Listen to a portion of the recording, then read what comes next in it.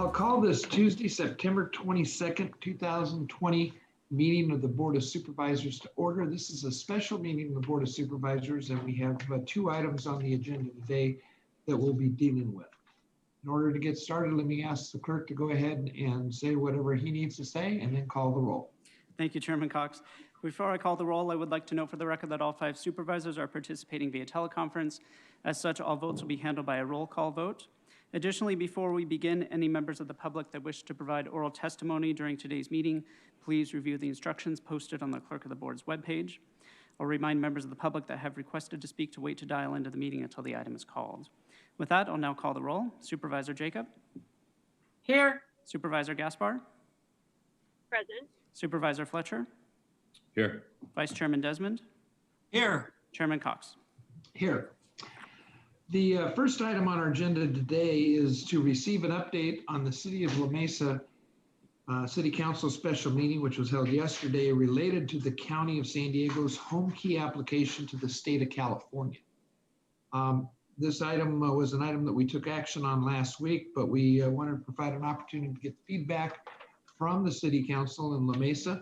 And in order to kind of set the stage for this item, let me first call on Dean Arabatsis, who is our acting agency director for the Health and Human Services Agency, to give us a report on the item before us, and then we'll call the speakers. Thank you, Chairman Cox. Very well done. Good afternoon, Chairman Cox and members of the board. On September 15th, your board adopted a resolution authorizing the County of San Diego's joint application with Affirmed Housing Group, Inc. to the State of California's Home Key Program, and directed staff to provide an update on the City of La Mesa's special meeting related to our Home Key application.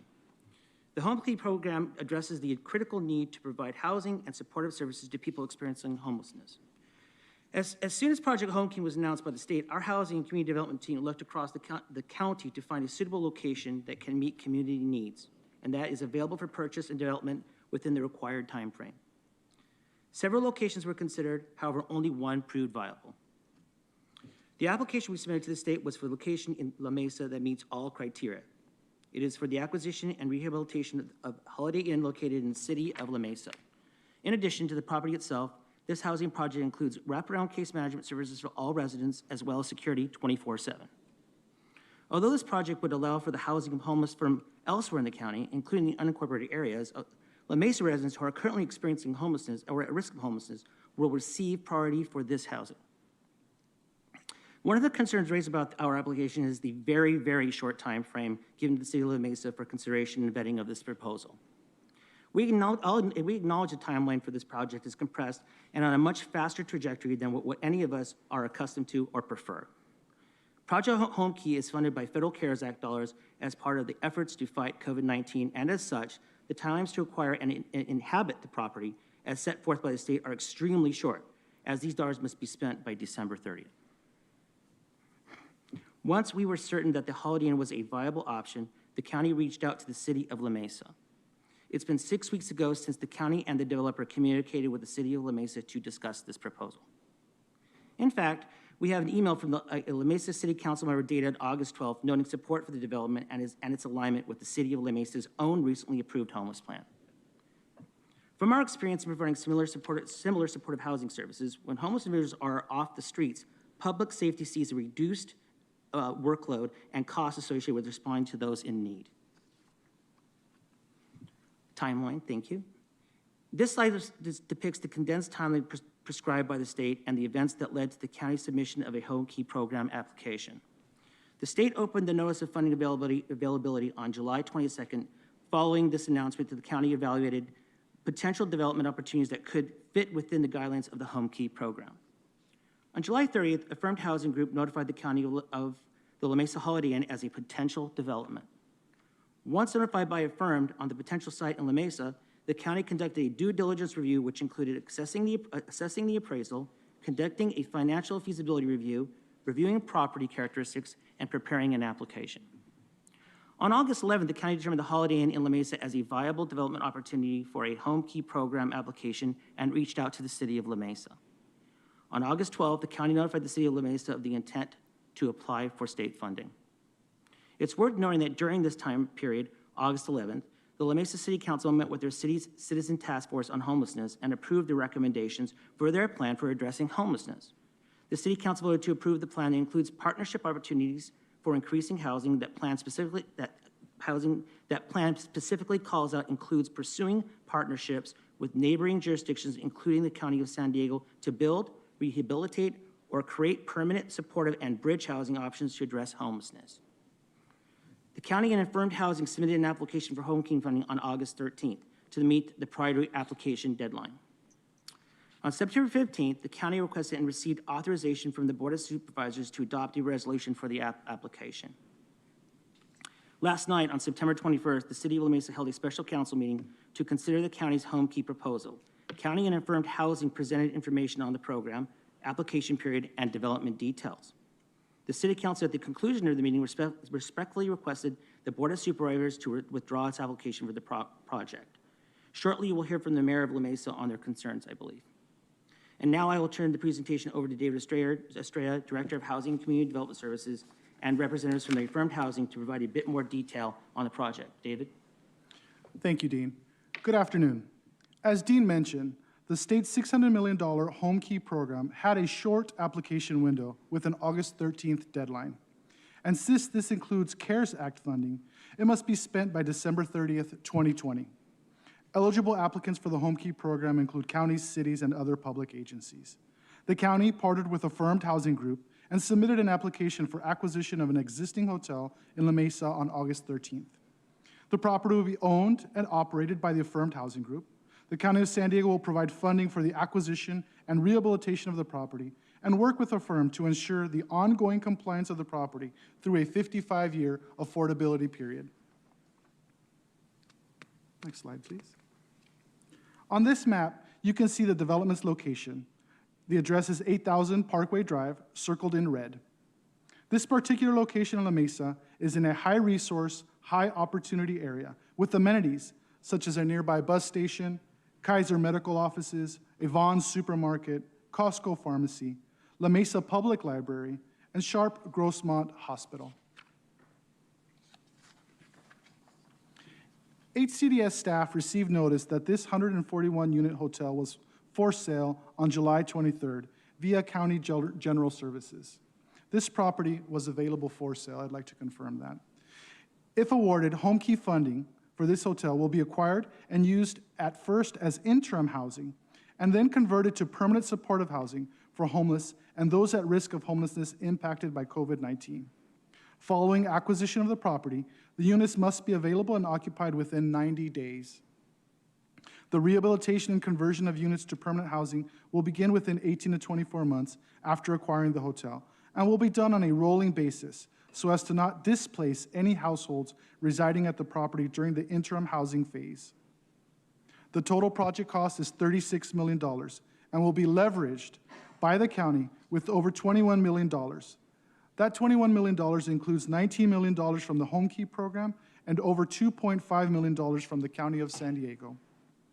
The property will remain affordable for 55 years and increase affordable housing opportunities in the region. The county, along with Affirmed Housing, have an opportunity to implement best practices and showcase our experience with development of permanent supportive housing, as has been done in other parts of our region. The proposed development will prioritize certain units for La Mesa residents and include 24-hour security, on-site wraparound services for residents, and partnership opportunities with other nonprofit community service providers. In other words, the city of La Mesa will have prioritized units along with supportive services. The county has a long history of implementing successful programs like the Homeless Assistance Resource Team, otherwise known as HEART program, a program very similar to the recently approved City of La Mesa Homeless Outreach Mobile Engagement, otherwise known as HOME program. The county's HEART program dedicates resources and provides connection to housing, demonstrating a cost saving in public service expenses by housing those members of the community who are homeless or at risk of homelessness. Additionally, the county will provide long-term oversight through ongoing compliance monitoring efforts. I'd now like to turn over the presentation to Affirmed, who will share details about the services available to residents of this development. Thank you.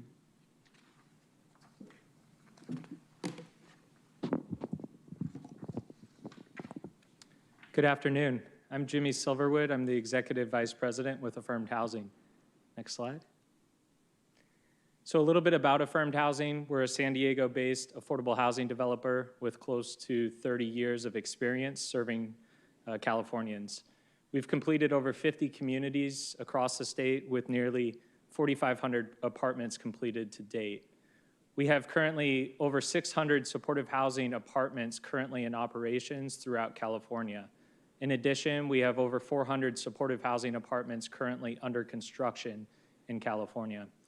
A little bit of project information. I know David touched on a lot of this, but a total of 141 apartments, 139 apartments for individuals and families impacted by the COVID-19 pandemic. Specifically, 70 homeless individuals and 69 individuals at risk of homelessness would be serviced through this development proposal, along with 2 live-on-site property manager apartments as well. As David mentioned, the on-site wraparound services would be included for all the apartments: security, on-site property management, and the site would be apartments only, not a drop-in site or a homeless shelter. Next slide. A little bit on the site selection, because I know there's been discussions about that. The hotel includes very important structural characteristics that we look for when we're looking at hotels to convert to permanent housing. One of those being that there needs to be areas that we can convert to community space, to property management offices, and to case management offices. And through the Holiday Inn in La Mesa, they had a existing restaurant which could service as that space. They had existing convention space that could also service as that space, and we don't have to carve out additional rooms and lose units because we need to carve out that space. In addition, it has interior corridors, which is important for servicing this population, and there's a light rehab required, which allows for the initial occupancy to be feasible due to the property condition, which is a requirement of the home key funds. The location is ideally positioned to address the needs of prospective residents.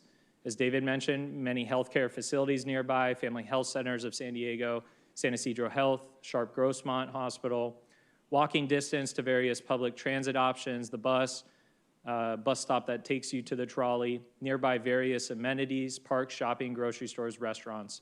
And as David mentioned, located in a high resource area, furthering racial equality and allowing for better equitable opportunities for the prospective residents who would live here. The apartments are an allowed use in this zone, and the surrounding uses are mostly retail and commercial. Next slide. Going through some of the timeline and the project milestones. So in October of 2020, HomeKey expects to make their final award announcements. November 2020 through 2021 would include ongoing community meetings. November of 2020 is the close of escrow.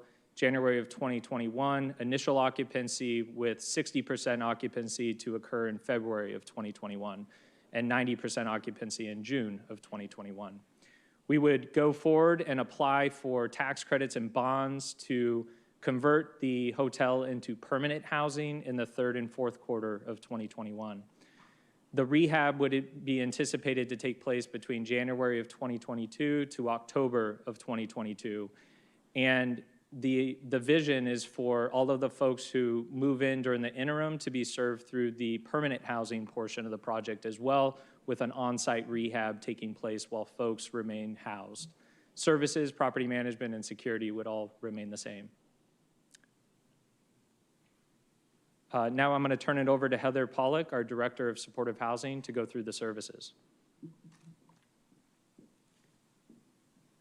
Good afternoon. So I wanted to speak briefly about the types of wraparound supportive services that will be on site to support all of the residents at this location.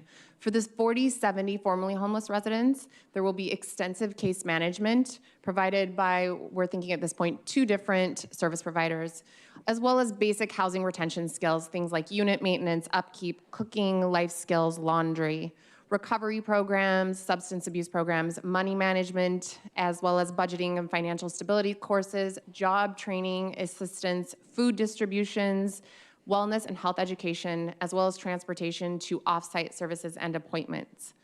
For the 69 residents who are at risk of homelessness, it'll be lighter touch services as needed, but that could include an array of services, including connection to community resources, support in applying for benefits, food distributions, budgeting, money management. As I mentioned, it'll be a case-by-case basis, but all residents on site will have on-site supportive services. Thank you. I'll turn it over to Jimmy to close.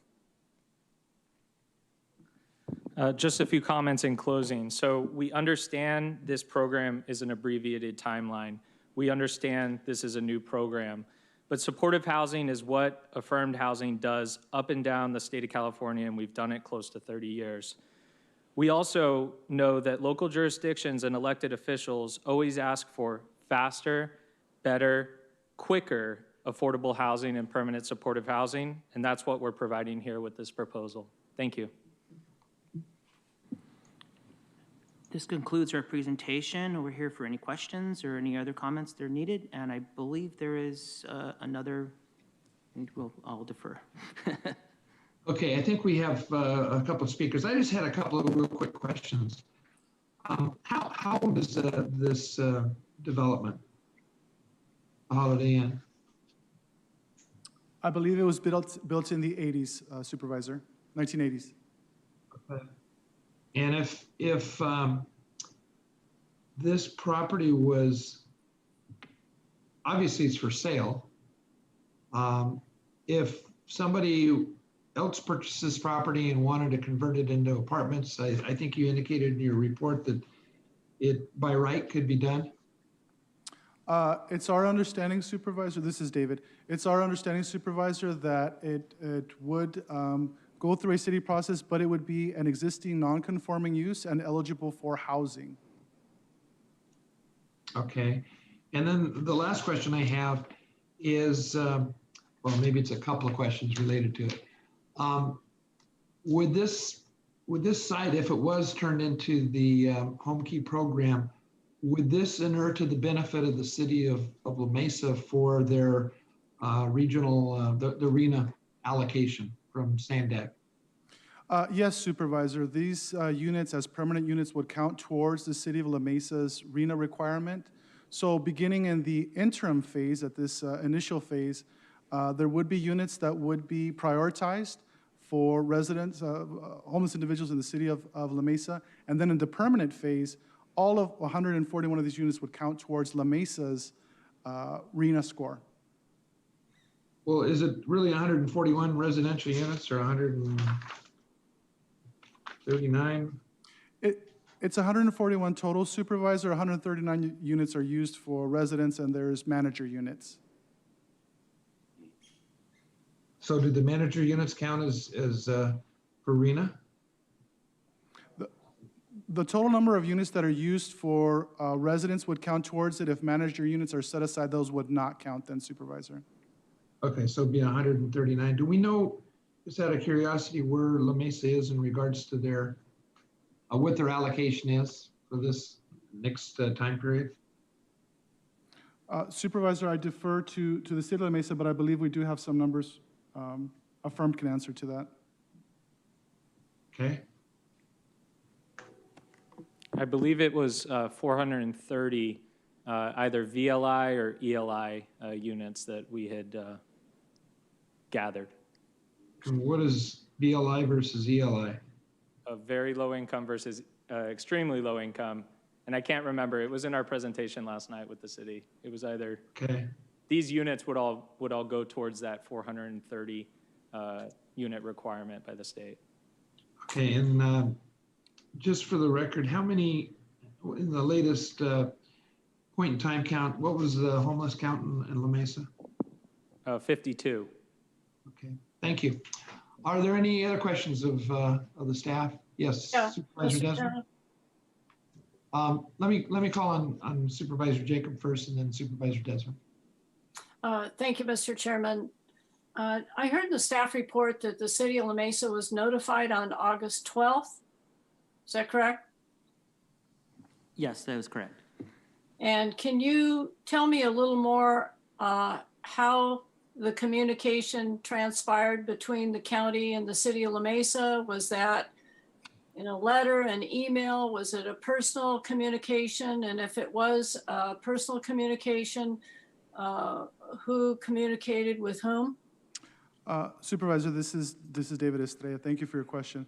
So the way the communication transpired is Affirmed Housing first communicated with the representatives from the city of La Mesa, and then immediately thereafter, we received an email communication from a council member of the city of La Mesa in support of this development. So the county received an email from council member city of La Mesa expressing support for this proposal.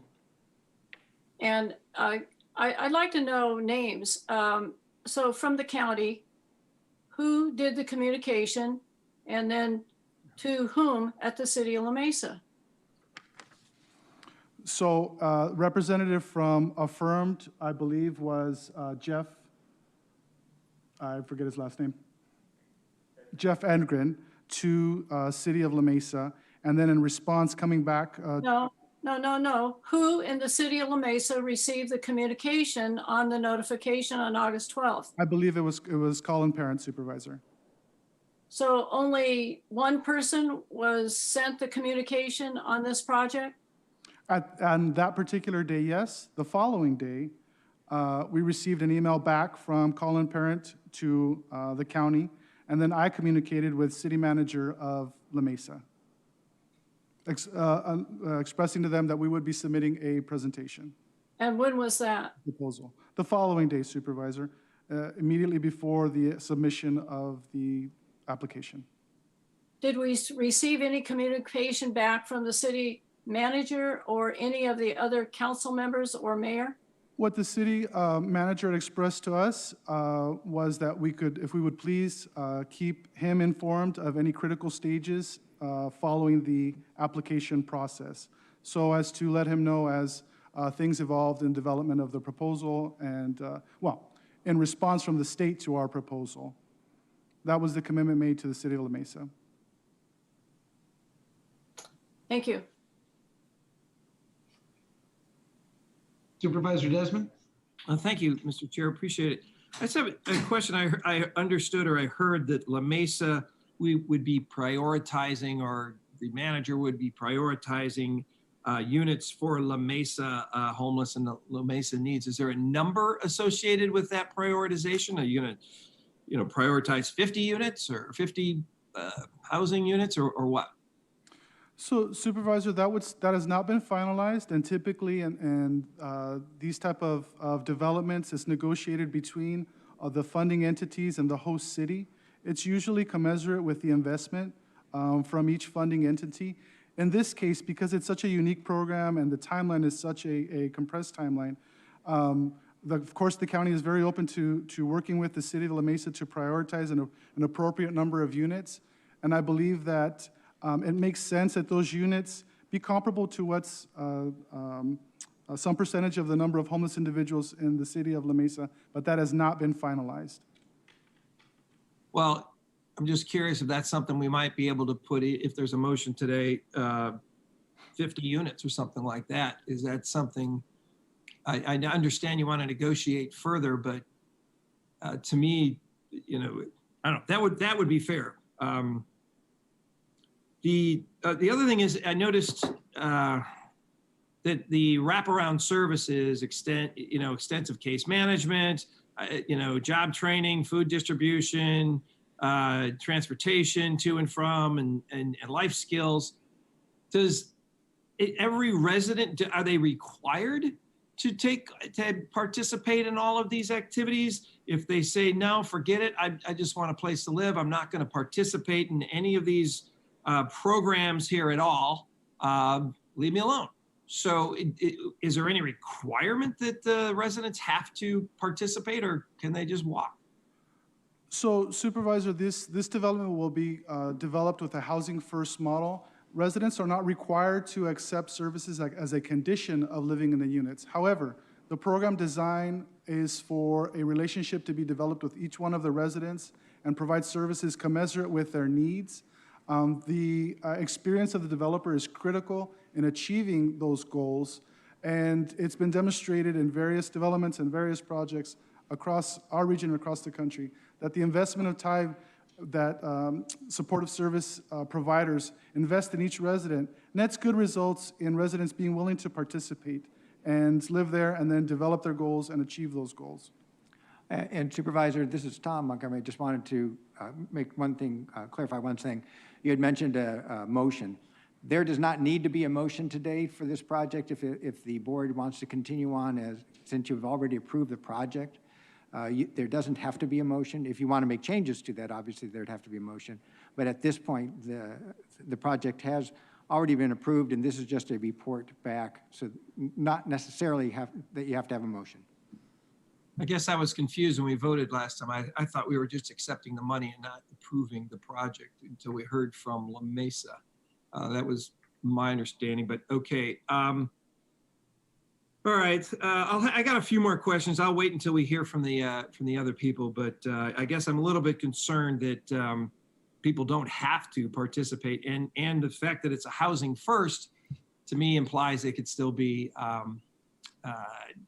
using alcohol or drugs as well. So, and I realize that comes with housing first. So I'm concerned about those efforts. Thank you. Yeah, are there any other questions before we go into the public speakers? Seeing none, I do know that we have 5 speakers, and I know the mayor of La Mesa, I think, is going to be coming on Zoom or some other mechanism to address us. So I'll go ahead and ask Andrew to go ahead and queue him up this time, and then we'll call on the other 4 speakers. We would ask the speakers to please keep within 3 minutes. If the mayor needs a little more time, we certainly will be willing to work with them. Thank you, Mr. Chairman. Before the mayor begins, any members of the public that have requested to speak in this item, please dial into the conference line now using the instructions that were provided to you. I will note for the record that we received 128 e-comments on this item.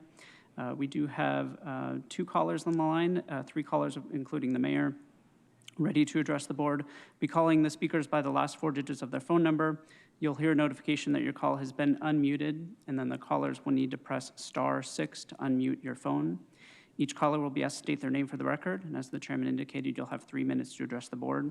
You'll hear this sound when your time is up, so please conclude your comments at that time. And I'd remind the public speakers they should mute their TV or live video stream before they begin speaking. Aaron, if you can please pull up the mayor from the city of La Mesa. Thank you. Yes, I believe we have the mayor ready to go, so if you're ready to proceed, you may. Thank you very much. Chairman Cox and Board of Supervisors, thank you for letting me be here. I'll try to stay within 3 minutes, I understand. I'd like to, before I read a statement, would like to clear up a few of the disputes and make some corrections. Number 1, to the timeline. The city was never contacted by the county. If it is that the developer contacted a council member, no one else on the council except for that council member was contacted, and we didn't know. Our city manager then contacted the county, not the other way around. La Mesa City Council never approved or authorized an email or a letter on behalf of the city accepting this or saying that we're in favor of it. If one person did that, it wasn't on the behest of the city. Normally we take a vote for that, as we did last night. Our homeless task force did bring forward the home program, and we did accept that, but last night our homeless task force also is not in favor of this current program. So they're on the record as not in favor of this current program. The site, by the way, we double checked, was off the market. It may have been on the market at one point, but during that time, it was not on the market. It wasn't up for sale to someone else. This project was imposed on us. And as I watched meetings the last week, Board of Supervisors, I know the state has imposed some things on you during COVID, and you took action against that. So I just want to say that's how our citizens feel about this. And I'll move quickly. On September 21st, 2020, the City Council held a special meeting to consider the feedback of the public regarding the conversion of the Holiday Inn in La Mesa to transitional housing. During the meeting, the City Council heard unanimously, they voted unanimously to ask with one abstention, Councilman Parent, for the county to pull out of this application with Home Key and the funding. The City Council also believes the project presents another number of challenges: proximity to City Gateway, proposal of the project disproportionate La Mesa homeless population. You've already heard that. No assurance that La Mesa homeless would be prioritized. You've already heard that. As evidenced by the 2020 point in time count, we have 52 homeless. We're sure that it's more, but it's not as many as 139. On September 15th, the City Council directed the staff, as I said before, to move forward with our homeless outreach mobile engagement home program, which is unique to the region. It's modeled after the program in Eugene, Oregon. This program is dedicated and a full-time outreach worker and mental health professional to offer services in lieu. We are moving forward to try to help our homeless population in La Mesa. We're not sitting on our hands. We began a task force over a year ago, and so we're moving forward. I'm going to boil all this down to one thing. Last night we had speakers, and about 165, 130 of those were against this project. 14 were for it, 9 did not take any type of stance on it. And we had some repeats. Where I'm going with this is it's not the project. Most of the people in La Mesa were very articulate and said, we want to try to help the homeless, but this project was not done in full transparency. We realize these are difficult times during COVID, but the community at large is not supportive of this program. And so to bring this and impose it on the city of La Mesa, I think it's always going to have a cloud over it. I'll be open to questions. Thank you, Mayor. Mayor, we appreciate your comments. Are there any questions of the mayor? Okay, we'll go to the remaining speakers. Thank you. We'll be calling speakers by the last 4 digits of their phone number, beginning with 3501. And again, you'll need to press *6 to unmute yourself. 3501.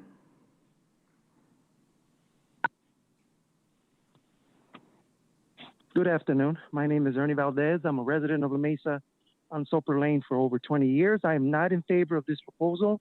No due diligence and no thorough assessment has been done on the environmental impact that this will have on current residents, along with public safety and health risks all current residents will be exposed to and impacted with. Implementing this mandate without a careful and thorough assessment is negligent and right out reckless by those who voted in favor. In order for this project to be successful, there needs to be an environmental impact report along with an independent financial analysis of the budgetary implications for our beautiful city of La Mesa. None of this has been done or shared currently. Forcing an already under-resourced administration and police department to take on the problems that come with welcoming the homeless community will be a public crisis that you will be responsible for creating. And also a complete governmental overreach and an abuse of power, but trying to push this forward without the input of its residents beforehand.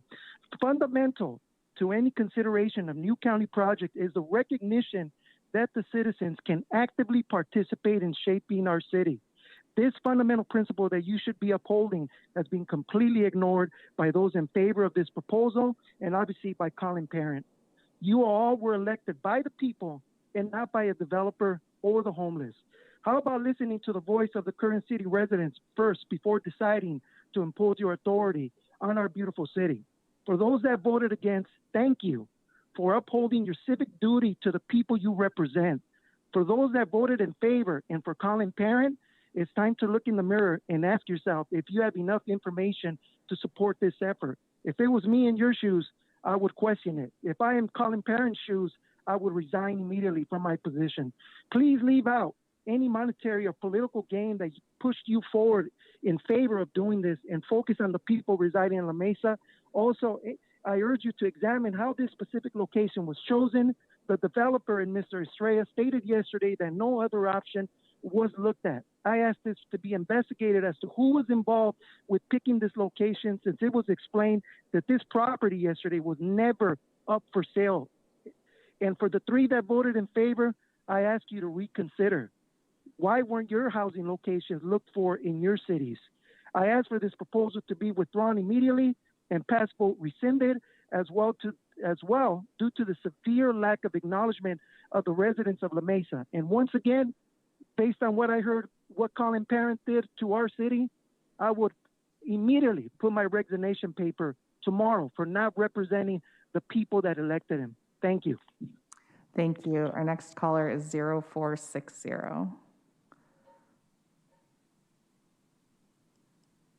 0460.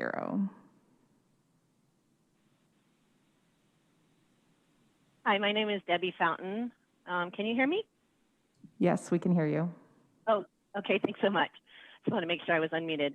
My name is Debbie Fountain, and I'm a Senior Program Manager for the Corporation for Supportive Housing. And I wanted to speak with you this afternoon to urge you to continue and stay the course on the county's efforts to obtain Project Home Key funds from the state of California and acquire the hotel property within the city of La Mesa to convert to supportive housing in partnership with Affirmed Housing, which is a very experienced affordable housing developer in San Diego County. There is an urgent critical need in San Diego County for supportive housing for those individuals currently experiencing homelessness. The conversions of hotels to create supportive housing opportunities and increase inventory of affordable housing is one of the quickest ways and most financially efficient solutions to meet this need. These funds are available now, and they may not be available ever again. And I think it's just a critical need that we have in the San Diego County that just urges us to really move forward and continue with this project. I understand completely the competing land use priorities within cities, but we really need to make rehousing the homeless a top priority in each city and the county unincorporated areas. The pandemic has shown a light on the impacts to health experienced by those that do not have homes for social distancing and quarantine. San Diego has the lowest total number of supportive housing units when compared to the national average. The peer average is 402 supportive units per 100,000 residents. San Diego is sitting at the very bottom at only 119 supportive housing units per 100,000 residents. It's going to take all of the cities and the county working together to address our limited capacity to serve those with supportive housing needs. Here are a couple of other startling data points. There is currently a shortfall in San Diego County of 142,590 homes affordable to very low and extremely low income households. These are the households most vulnerable to becoming homeless. Also, the average wait of 10 plus years for a housing voucher also leaves very vulnerable populations without possible affordable housing. This includes seniors, disabled, very low and extremely low income households. I just don't feel like the county can afford to wait because the problem will just continue to grow. The time is here to act and to act boldly to protect our most vulnerable residents. And this funding offers a huge opportunity for the county to move forward and provide these supportive housing units. I just thank you for the opportunity to speak to you this afternoon, and I hope that you'll stay the course and continue with the project. Thank you. Thank you. And our next caller is 1904. Good afternoon, Supervisors and Mayor of La Mesa. My name is David Myers. I am retired, 35 years law enforcement. I am a citizen of La Mesa. As a matter of fact, I live 1 mile west of the proposed housing location. I walked it this morning. What I suggest is that the city of La Mesa and the county of San Diego work together to make this a reality. I am in full support of the conversion to permanent supportive housing with wraparound services for our unhoused population. I've heard the Sheriff's Department talk about and the City of La Mesa talk about their homeless outreach programs. They would not be successful unless there are permanent supportive housing units available to refer unhoused individuals to, including wraparound services. I find it very rich that individuals that from La Mesa or the surrounding neighborhoods talk about the explosive crime rates that'll take place. That is simply not true. Just look across the street to the Heritage Inn, where human trafficking is facilitated, where in the time period in which I've lived there, there's been murders and several SWAT calls out, creating a draw on the La Mesa Police Department. Where has their outrage to do something about that location? The Holiday Inn will have 24-hour security. They will have people who are living there, who are working. Just because you're unhoused doesn't mean you don't have a job or a vehicle. People are living in their vehicle in the streets in the city of La Mesa. This project is smart, and I encourage all the members of the Board of Supervisors to move forward with it.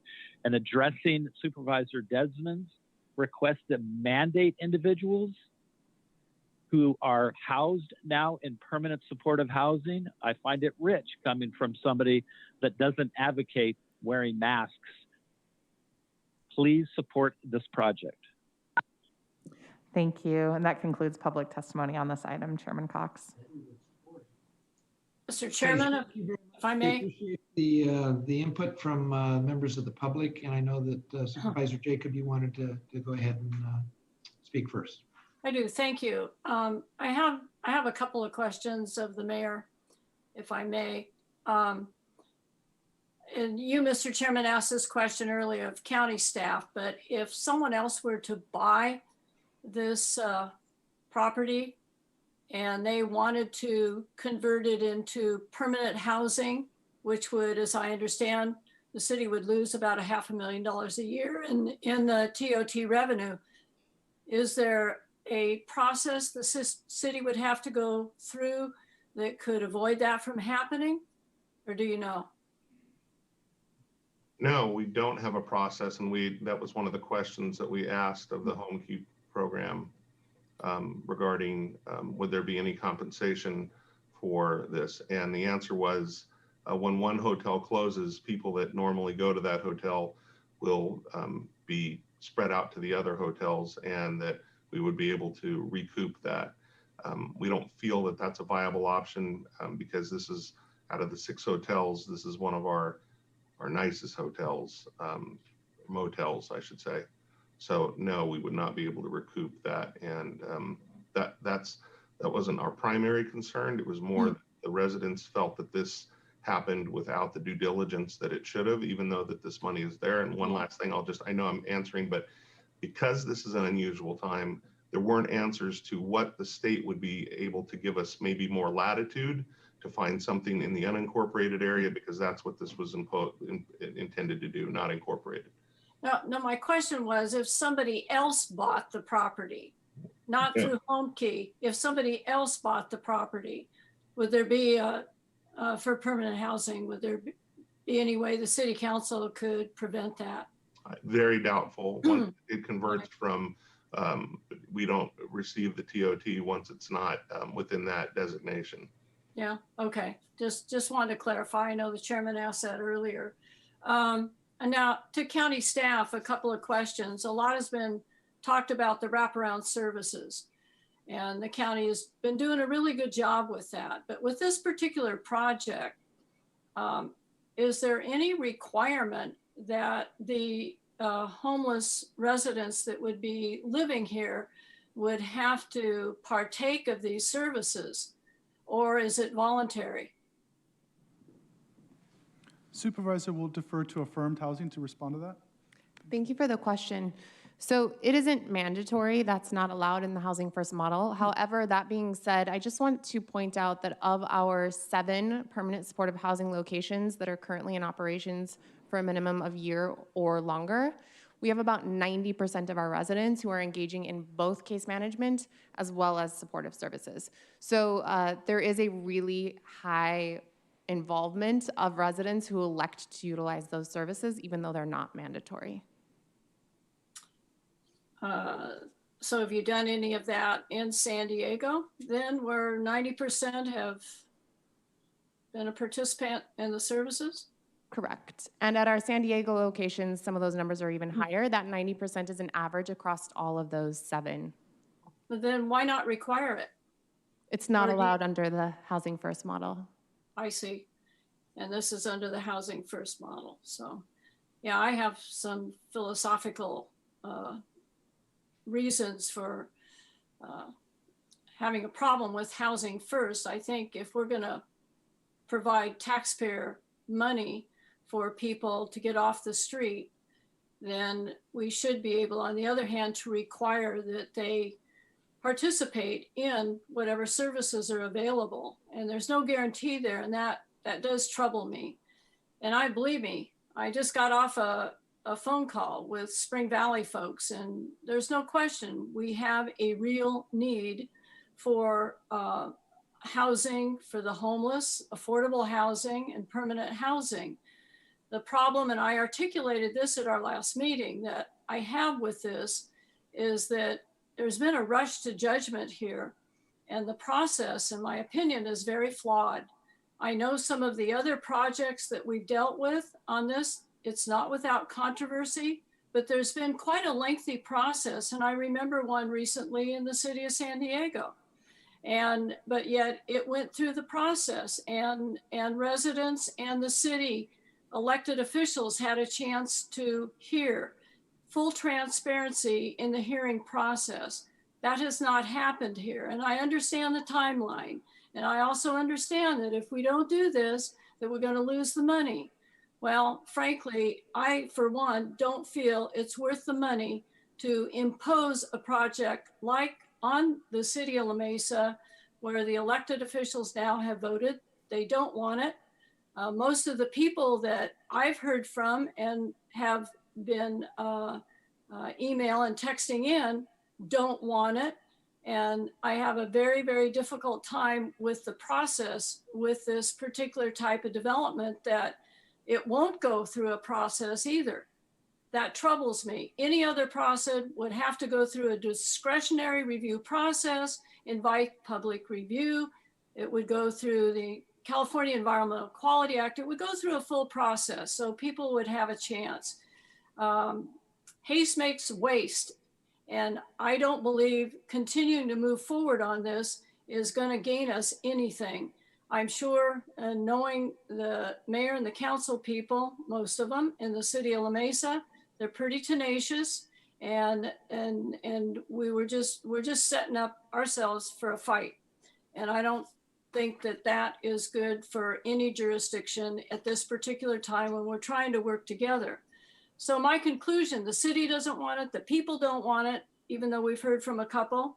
There's no assurance that the homeless will be served by our behavioral health services or any other services, and no requirement for that. Besides, the process is flawed. And I would put a motion on the floor to withdraw the application. I would second that motion. We have a motion and a second by Supervisor Gaspar. Go ahead, Supervisor Gaspar. Supervisor Jacobs said it best, so I won't waste additional time. I support her comments wholeheartedly, and that's why I've issued the second to the motion. Okay, under discussion, just a couple of points.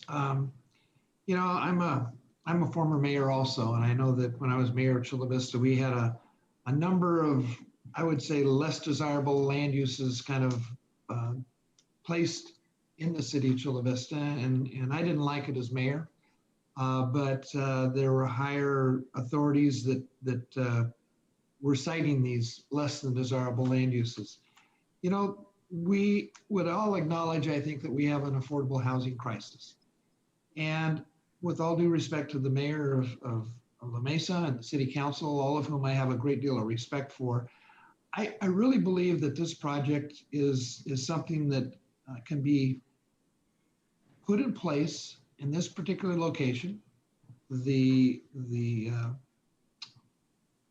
Holiday Inn Hotel is a relatively new piece of property, although it's, you know, probably 30 years old or more. And it looks, you know, like it's well maintained. It looks like it's in a location where it's not going to have an adverse impact on, in my opinion, on the surrounding communities. It is an affordable housing project. Let's keep that in mind. There's 70 units that would be set aside for homeless individuals, but there's 69 units that would be set aside for individuals at risk of becoming homeless. With the applicant for this, Affirmed Housing, they have an excellent reputation from everything I've heard and all the research I've done in doing these types of projects so that they do not become an adverse impact on the surrounding communities. The reality is, it's unfortunate that we have such a short time frame. I would think we would all agree with that. But when there's funding available, particularly for affordable housing, I think we need to be prepared to respond. My hope is that this motion would go down and that we would commit ourselves to having our staff and Affirmed Housing working with the city of La Mesa as much as they can I realize that this comes at a financial cost to the city of La Mesa. I wouldn't underestimate the importance of the $500,000 in TOT tax that would be given up by the city of La Mesa.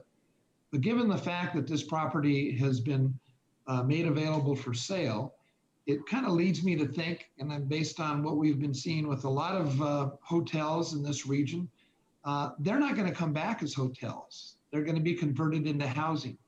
And this certainly could be converted into housing, and the city of La Mesa would be confronted with the same loss of TOT tax.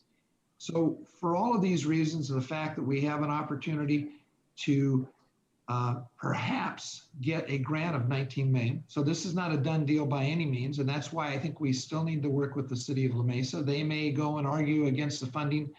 And if they're successful, obviously, this is not going to happen there. But I would hope we could work with them in a cooperative vein to make sure that if we do get this grant and the county commits our 2.6 million, that it's going to be a project that they will be very proud of.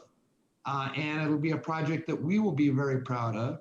And again, I don't want to underestimate the fact that with the recent allocation of affordable housing projects by Sandag, I think a number of cities, and I believe La Mesa is probably one of them, that is going to have to be trying to focus on having a greater number of affordable housing in their jurisdictions. The fact that they could get 139 out of the 430 that they need to deal with over the next 10 years is significant.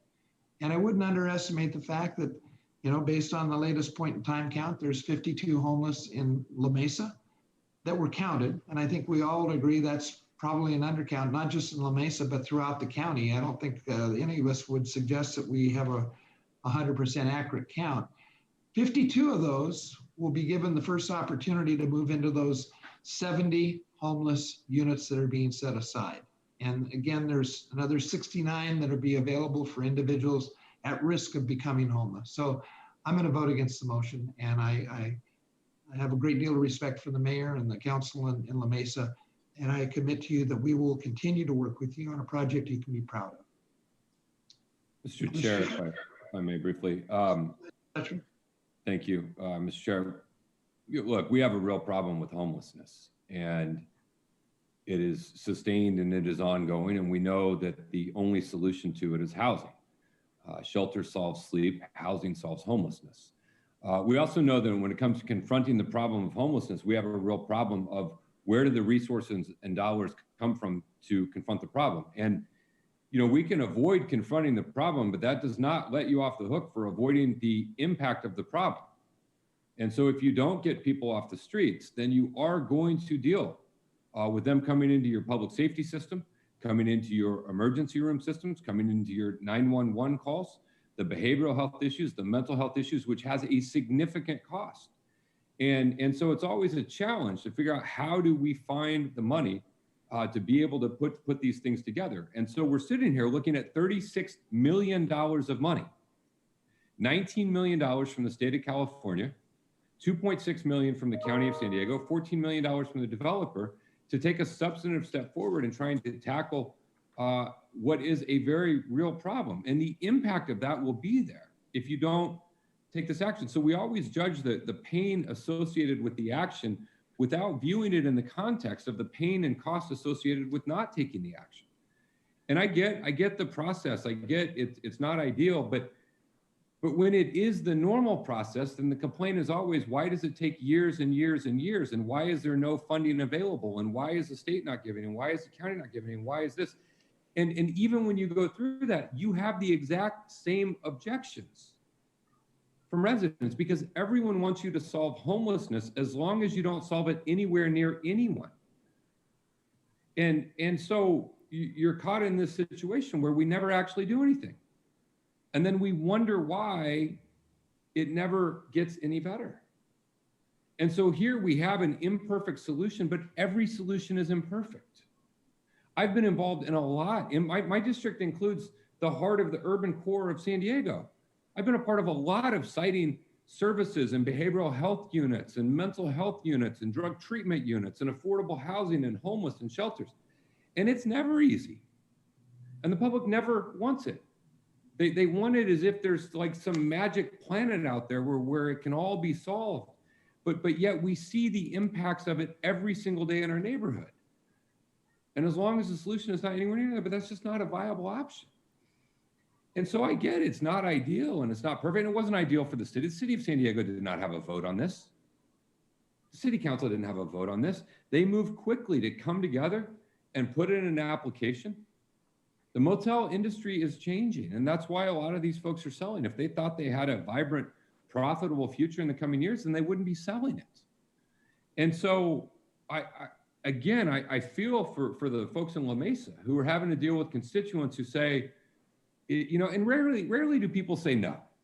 Rarely do people say, no, we don't want to deal with it at all. It's always not here. And then you say, well, where should it go? And they say, well, I don't know. And then they say, well, it's too much, or it's too little, or it's too high, or it's too low. But that's always the reality with difficult and challenging things. And the characterization of housing first, I just have to take a little bit of issue with.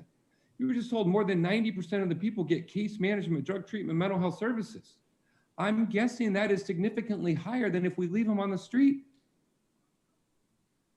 And the reason we do housing first is it works, because if you don't do it, then people won't ever come in and you won't get the 90% outcomes.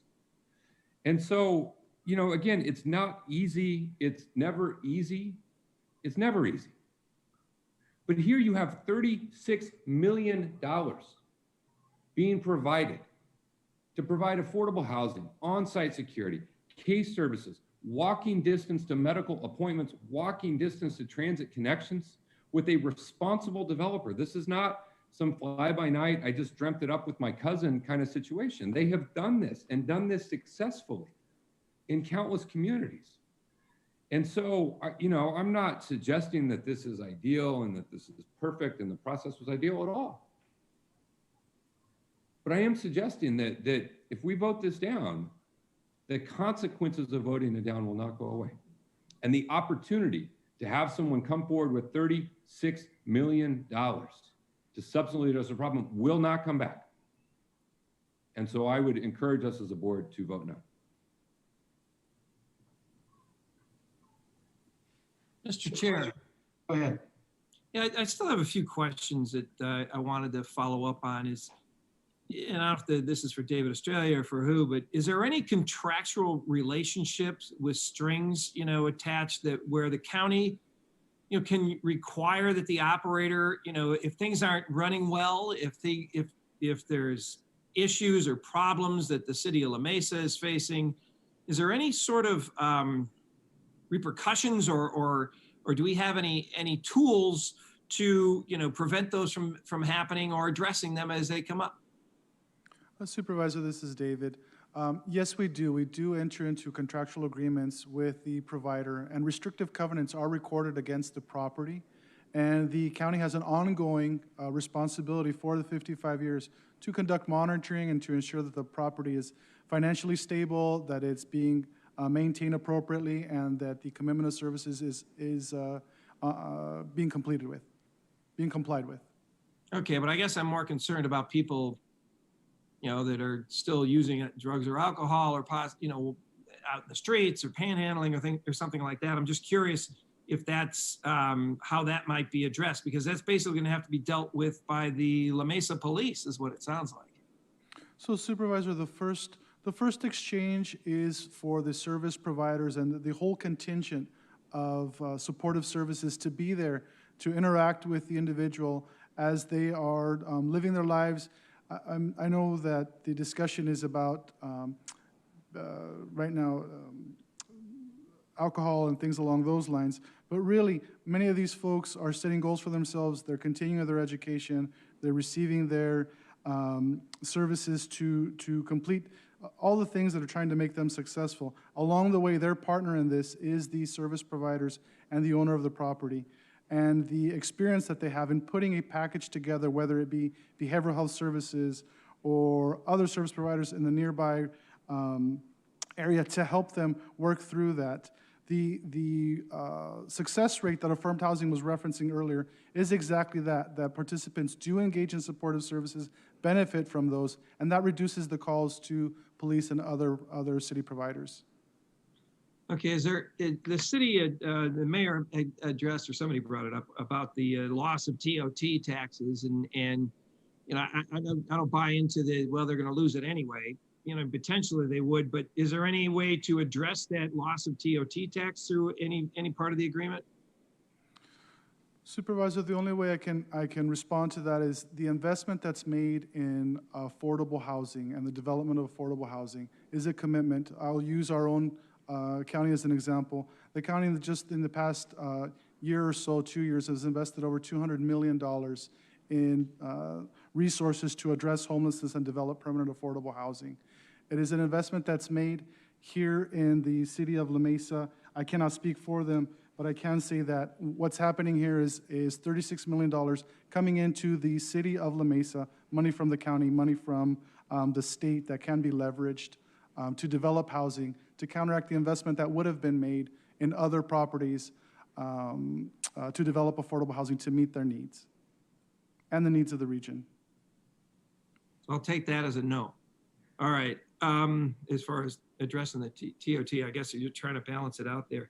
The reason I voted on this, was part of the affirmative vote on this last week was primarily to find out more about it. I didn't really have much knowledge, and the money was hanging out there, and I thought it would be, it should be something that we should definitely grab while we can, while we still learn a little bit more about it. And affirmed housing is actually, they're the gold standard as far as these types of projects go. But what really kind of concerns me is how this is going, how that we're doing this. And, as a former mayor of a city, it's what if somebody was doing this to us? What if the state was coming into us and said, you're going to take this housing right here. We're not going to give you any resources. We're not going to help you recover your lost costs. We're not going to give you any more money for policing or anything like that. I really have a difficulty with the process. I think the need is there. Absolutely, the need is there, and I'm supportive of the need. And I want to address it, but I also, you go back to the golden rule, do unto others. Would I want this done to me? No. Would I, so I look at La Mesa and I said, well, should we do it to them? I think, I don't know if there's timing issues here. This can be worked out, or, if a firm can work with the city of La Mesa, maybe, help them, make them whole, or if that's even possible. But it seems like and I know this is the state doing, we're cramming it down their throats, essentially. So I'm not really sure how I'm going to vote. I'm really torn on this one. And, the process to me is very concerning. I would just come back to the point. I think none of us are happy with the process, from the standpoint that it's very short time fuse and not an opportunity to have maybe more of the outreach that would have been nice to do. But I still think we have to come back to the point that there is an affordable housing crisis in this region. And this, in my opinion, is a great location right off the freeway in an area that's surrounded by commercial and industrial. I guess there's one apartment complex next to it. And again, I think we've all acknowledged that we don't know what's going to happen if this proposal isn't ultimately funded by the state. And again, we don't even know whether it is going to be funded. It's a grant request, and we'll have to wait to see if it's going to be ultimately funded. But I would submit to you that I think there's a high likelihood that this hotel, since it was made available for this particular purchaser, ultimately is going to be made available to somebody else if we don't follow through with it, and it'll be converted to residential development. That's my opinion.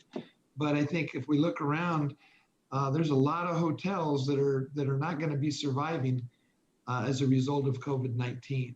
And to me, this is an opportunity that has presented itself that we should at least pursue it and see if we're successful in getting the grant funding and really begin to deal once and for all with this affordable housing crisis that we have.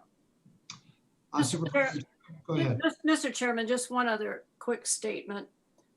We, as a board, have talked a lot about local control, and particularly when we've talked about the COVID crisis and how we disagree with some of what the state is doing, the metrics and so on. And here we have a chance to respect local control. And this is a case where the mayor and the city council have said no. But on the other hand, they have approved a homeless plan that they are willing to look at other locations. And I think from a local control standpoint, it would be hypocritical not to honor the wishes of the city of La Mesa. If they wanted the Home Keep project on this particular site, they could have applied for the same money themselves. But the fact that the county did and the process is followed, I mean, I think it's just very, very wrong for us to move forward on this. I understand what my colleagues have said. I respect your opinions, but I do disagree on this. And I hope that the golden rule here prevails. Okay, any other comments? If not, would the clerk go ahead and call the roll? Thank you. Chairman Cox? No? Supervisor Jacob? Yes. Supervisor Gaspar? Yes. Supervisor Fletcher? No? Vice Chairman Desmond? Yes. Chairman Cox, that motion passes with Chairman Cox and Supervisor Fletcher voting no, all other supervisors being present and voting aye. So with that action, my assumption is that the application for grant funding will be withdrawn. That's correct. Okay. Anything else on this item? If not, we'll move on to item number 2 on the agenda, which is to receive an update on the discussions with the state of California as it relates to the San Diego County's COVID-19 metrics. I believe that Dr. Wilma Wooten is going to give us a presentation on this item. Before Dr. Wooten begins her presentation, any members of the public that have requested to speak on this item, please dial into the conference line now using the instructions that were provided to you, and you will be muted until it is your turn to speak. Thank you. Good afternoon, Chairman Cox and members of the board. In the week since last reporting to your board, the county continues to work with the state to resolve data issues to fully capture all tests conducted by the County of San Diego. In today's presentation, I will provide a brief COVID-19 update, discuss the county's current status on the new state tiered system, and describe what that means for us locally. The only recommendation today is that your board receives this update on COVID-19. Since the last presentation to your board, on September 15th, an additional 2,260 cases have been reported for a total of 47,147 positive COVID-19 cases as of yesterday at 11:59 p.m. This includes 222 new confirmed cases reported today. This table provides a summary of cases with a breakdown by age, hospitalization, ICU admissions, and deaths. The ages of 20 to 49 years of age groups represent the majority of all cases at 26,094 cases, or approximately 58% of the cases. 3,435, or 7.6%, have been hospitalized. And of that number, 809, or 1.8% of the total number of cases, and 23.6% of those hospitalized required ICU admission. And unfortunately, 765, or 1.7% of the total number of cases have died, with 96% of these cases having underlying medical conditions and 4% without any underlying medical conditions. In the next slide, the classic epi curve shows cases by onset of illness. As is shown here, starting in the middle of June, case numbers show a sharp increase. Specifically in the next slide, June 12th saw the opening of businesses, which resulted in the increased cases. In mid-July, a decline in cases was seen after restrictions were imposed by the state. Cases leveled off in mid-August and then began to slightly increase again, with cases, daily cases remaining in the 200 to 300 plus range on a daily basis. At the end of August, the state rolled out the Blueprint for a Safer Economy. Naturally, we expect to see more cases with the reopenings, but with everyone doing their part to decrease the spread of COVID-19, we can maintain. Remember that on the epi curve, the last 14 days is the incubation period, where many cases have yet to be reported. So more cases are expected here. This next slide describes the new state monitoring system. The case rate and testing positivity are the core metrics. Also, the state testing rate is equally important. The state testing rate per 100,000 population has previously been reported as an overall average and changed from week to week. Last week, on September 15th, this metric was changed from an average to a median testing rate, and the state also stated that this median testing rate would remain in place for at least 4 weeks. In addition, the testing rate is used to calculate the adjusted case rate. If the county testing rate is above the overall state testing rate, this lowers the county case rate. It lowers the county's adjusted case rate. But if the county testing rate is below the state's median testing rate, then the unadjusted case rate is adjusted to a higher case rate. To note, on September 15th, our case rate for the 7-day period from August 30th to September 5th was 7.9, which is the purple tier, with the testing positivity at 4.5%, which is the orange tier.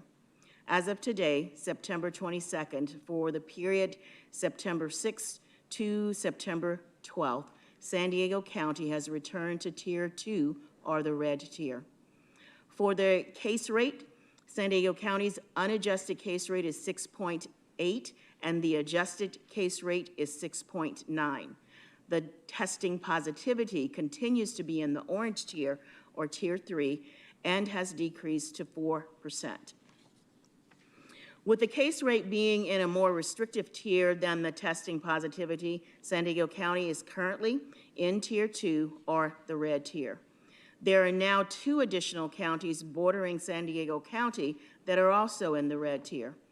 Being in the red tier means that there is substantial spread or transmission of COVID-19 in our county. This status is certainly good news and is supportive of a continued path for sustaining economic recovery in our region. Since San Diego is in Tier 2, or the red tier, as a reminder, the following businesses or the following business reopenings have included the percentage of operations for indoor activities by the sectors as noted at the right of the slide here. Note that today the state has also moved nail salons from Tier 2 to Tier 1. Being in Tier 2 would allow for all Tier 1 activities plus the additional activities allowed under Tier 2, including indoor worship service, movie theaters, museums, and gyms, plus the continuation of outdoor operations. Schools will continue to be allowed to provide in-person education based on the decision of the superintendents for the school districts and as per guidance issued by the state. As a Tier 2 county, San Diego County has had a large outbreak at San Diego State University with 845 confirmed and 37 probable cases to date. The county has been working closely with SDSU to implement mitigation strategies to slow the spread of COVID-19. As seen in the past 2 weeks, this process can be a dynamic process. As a result, we are also working with other colleges and universities that have reopened over the past weekend to review their safe reopening plans and ensure best practices are in place. Because of this, we will continue to closely watch COVID-19 data and to work with K-12 schools and institutions of higher education on reopening safely. We will continue to work with state leadership on any adjudication processes and provide suggestions to improve the tier metric system. And lastly, we will continue to work with sectors and the general public to promote the best practice of non-pharmaceutical interventions. And in closing, despite challenges, San Diego County has made great progress against the spread of COVID-19. But after 1 week of having data related to Tier 1 or the purple tier, it is clear this virus is still in our community, and we must continue to be vigilant in practicing the non-pharmaceutical interventions or strategies that we know work. We must continue to practice good hand hygiene and sanitation, continue 6 feet or maintain 6 feet from those outside our households, wear a face covering, and avoid crowded places and gatherings, and stay home if individuals are sick. We will share the responsibility, and we all share the responsibility for protecting ourselves, our loved ones, higher risk populations, and our community. This concludes my presentation, and I'm happy to answer any questions.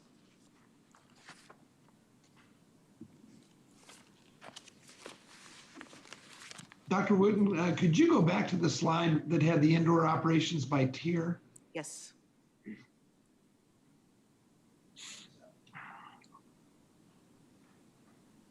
Can you guys go back?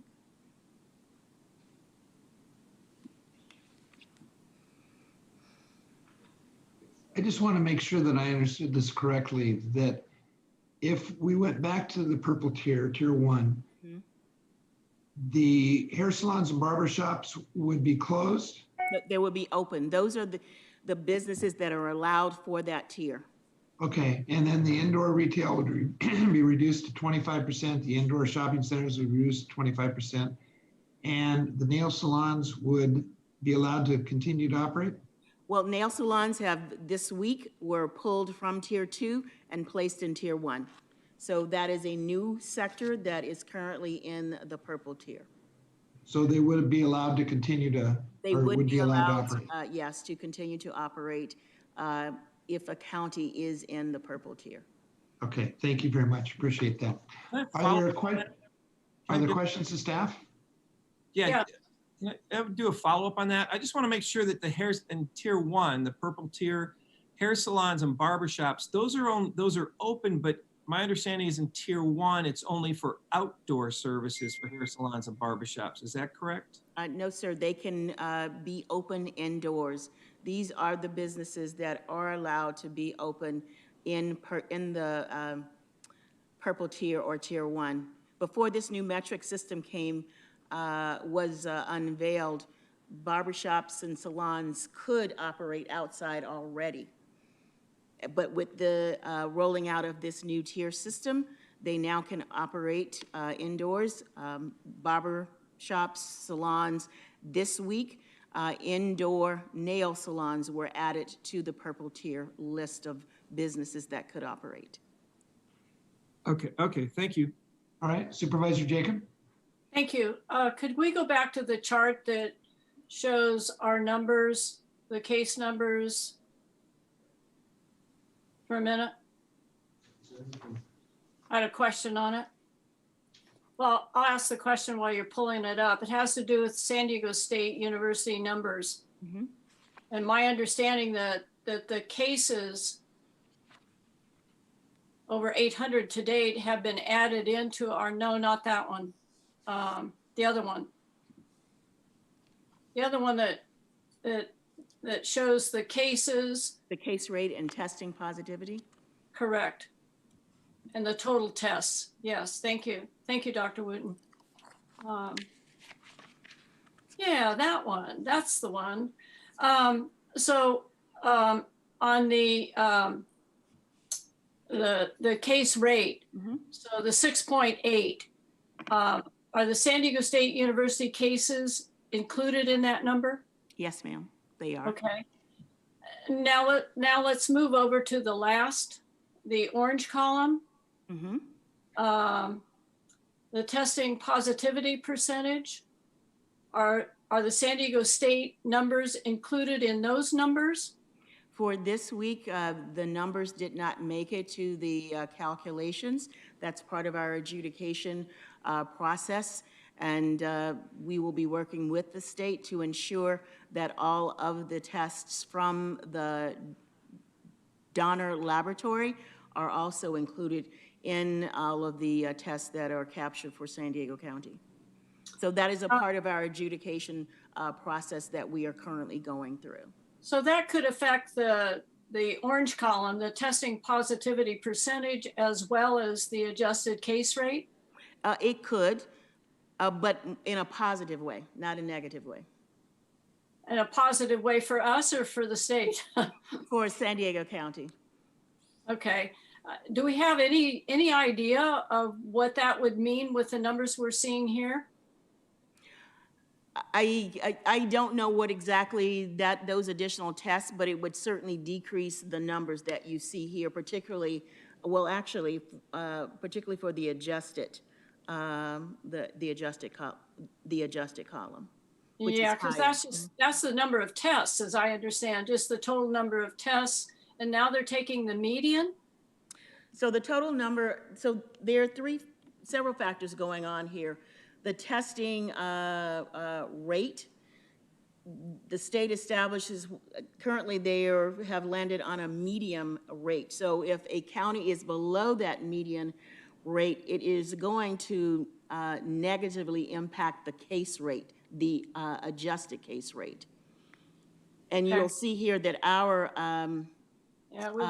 rate was 210.5 there. I believe that's what it says. Yes, 210.5. We are still slightly below the state median, but certainly much better than we were last week when we were below 200. But if we added all the tests that San Diego State is doing into that number, we'd probably be closer to the 216. Is that correct? We would be higher than the 2010.5 for sure, somewhere between the 210.5 and the 216.3. Thank you. That's really important to get corrected because there's an inconsistency here. We can't exclude the San Diego State case rate, but on the other hand, we're getting, I'd say, we're getting punished because of the numbers here. Yeah, it's got to be the same. Either we include San Diego State University numbers and all the other universities and colleges in the region across the board, or we don't. Either way, but it needs to be consistent. And I know you're working on that, and I appreciate that. And I'll be interested in hearing the results of the adjudication process on that. That troubles me a lot, and there are probably a couple other things that trouble me too, but that's one. In the opening of the colleges and the universities, that troubles me because the state has a responsibility to make sure that they're not affecting our numbers, and the fact is they are. Supervisor Jacob, the state is very responsive, and we are working very closely with them to ensure that we not only capture the labs that I've just mentioned from Donner Laboratory, but any other laboratory that is performing tests in San Diego County. So we are working closely with them to ensure that those labs reach the state so that it can be counted in our favor. And then also as it relates to colleges and universities, we have met with the other colleges and universities that have opened as of Saturday, and reviewing their safe reopening plan and providing best practices. So we are trying to get in front of any potential issues that might result in response to students going back to school. Dr. Wooten, thank you so much. I really appreciate all of your work. I know you're in a very tough position, but you say it as you see it. You base your decisions on the health concerns of this county, and I think that is definitely the #1 priority here. I just learned this morning on another call that COVID deaths ranked 7th in San Diego County among the causes of death, 7th. So that's not a good place for us to be, and we don't want it to get any worse. And the safety and of the health of our residents comes #1. And in my mind, on having said that, though, on the university and colleges, they have a choice, and I know, in my opinion, that some of them have made, I think, a really responsible choice. just to do the online learning. They don't have to invite everybody to come on the campuses so they can party and then drive our numbers up. But I know San Diego Community College, they're doing online. I think Grossmont Cuyamaca doing online, and others. And I know our school districts, K-12, are being very, very careful in the way that they're allowing kids to come back to school. And I know how important that is. But college and university students, they have a choice. It's either online learning or on campus. Obviously, much safer to do the online. Our businesses in the community do not have a choice, and that troubles me greatly. So again, Dr. Wooten, thank you. Thank you for your work. And I appreciate your ability to work not only with the board, but also with the state people and trying to do what's fair for San Diego. Thank you, Supervisor Jacob. Supervisor Desmond, did you have a comment? How did you know? You just had that look on your face. I didn't even know. Okay, my camera was on. I guess I'd like to go back to the second to the last slide, please. It's next steps, as it's called.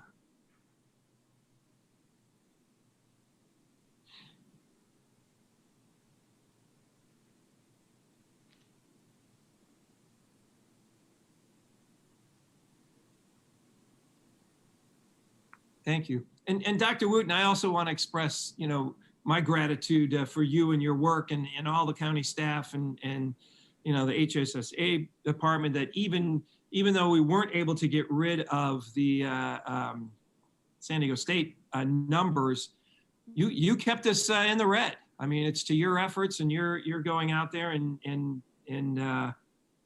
making the right decisions to keep us there. So thank you very much. We still having problems with that slide. I'm looking at my picture instead of, okay, well, we don't have that slide up. I don't see it. Oh, no, previous one. There we go.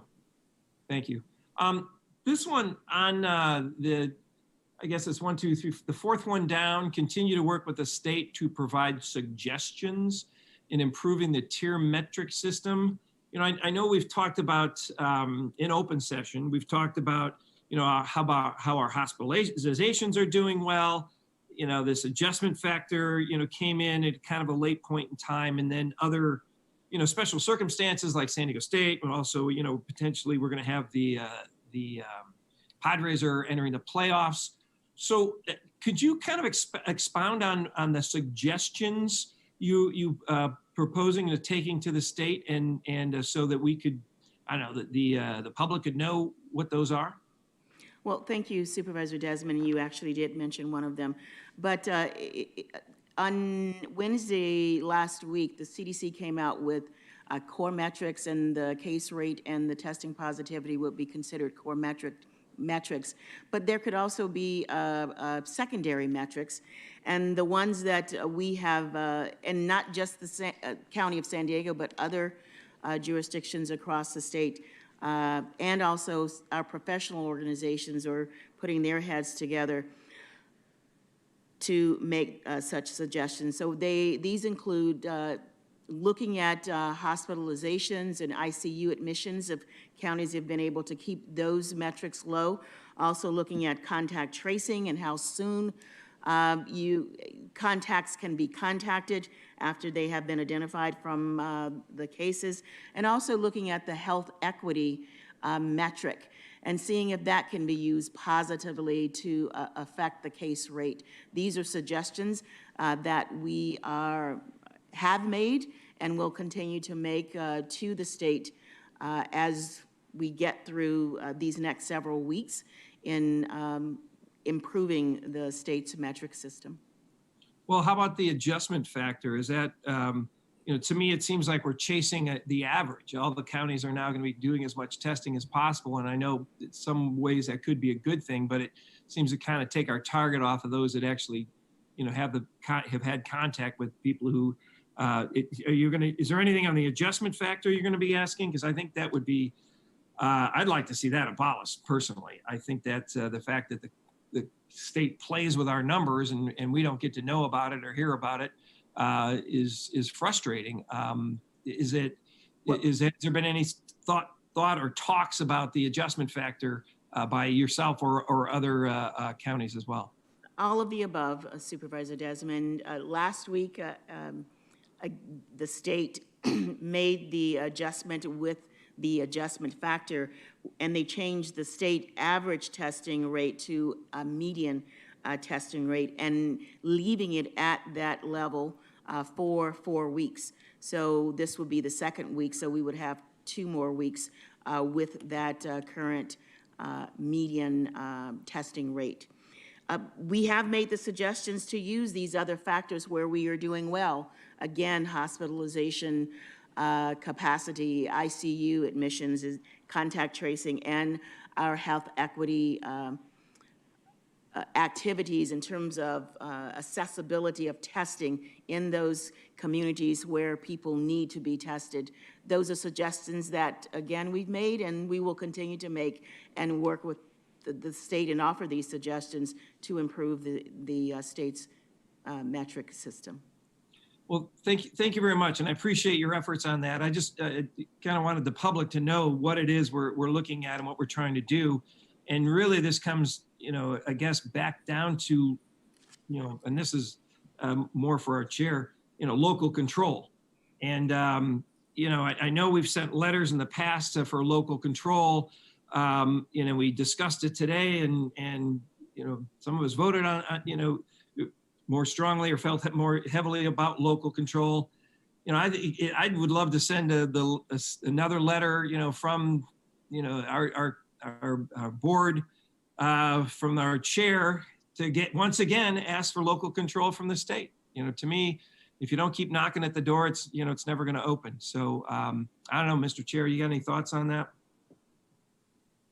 Let me get unmuted here. I think at this point, we've got, I think 14 people that want to speak. Why don't we go ahead and have the speakers, and then we can go ahead and have a discussion of what we might want to do subsequent to that. Thank you. Any other questions to staff before we get into the public speakers? Okay, I'm going to ask the clerk to go ahead and call the speakers. We would ask you to please keep your comments within 3 minutes. Thank you, Mr. Chairman. Also note for the record that we received 23 e-comments on this item. We have 11 callers on the line ready to address the board. We'll be calling speakers by the last 4 digits of their phone number. You'll hear a notification that your call has been unmuted, and then each caller will need to press *6 to unmute your phone. We'll ask you to state your name for the record. As the chairman indicated, you'll have 3 minutes to address the board. You will hear this sound when your time is up, so please conclude your comments at that time. And I'd remind the public speakers that they should mute their TV or live video stream before they begin speaking. Erin, if you could please identify the first caller. Yes, our first caller is 5587. Hi, my name is Holly Yang. I am the president of the San Diego County Medical Society. I am just calling in to thank you for your support of the health and welfare of our community, and just really encourage you, the Board of Supervisors, to continue to stay the course, support the state guidelines and our recommendations of our public health officers. And I'm grateful for all of your hard work. I know it's really difficult, and just really encourage the community to stay vigilant and continue to follow hand washing, masking, and our social distancing. So thank you so much. Thank you. Our next caller is 9005.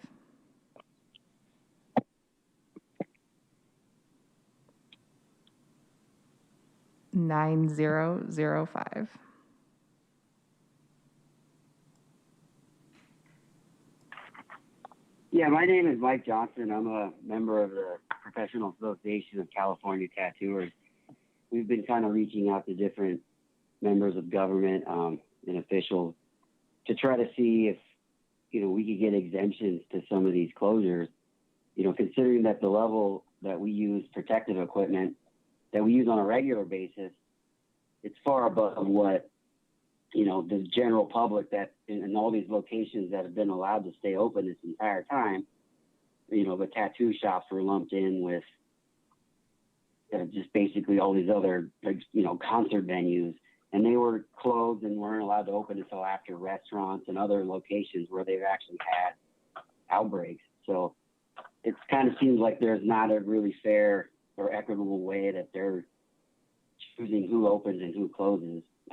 it shouldn't be, it shouldn't be that you guys can just pick who's essential or not based off of industries that you may not understand fully. So I think, we should be allowed to be open just like any other business. We can take the precautions that we're already taking. And if the state tries to move forward and close our county down again, I think we should be allowed to stay open, as opposed to other places that may be more of a risk. And thank you. Thank you. Our next caller is 9364.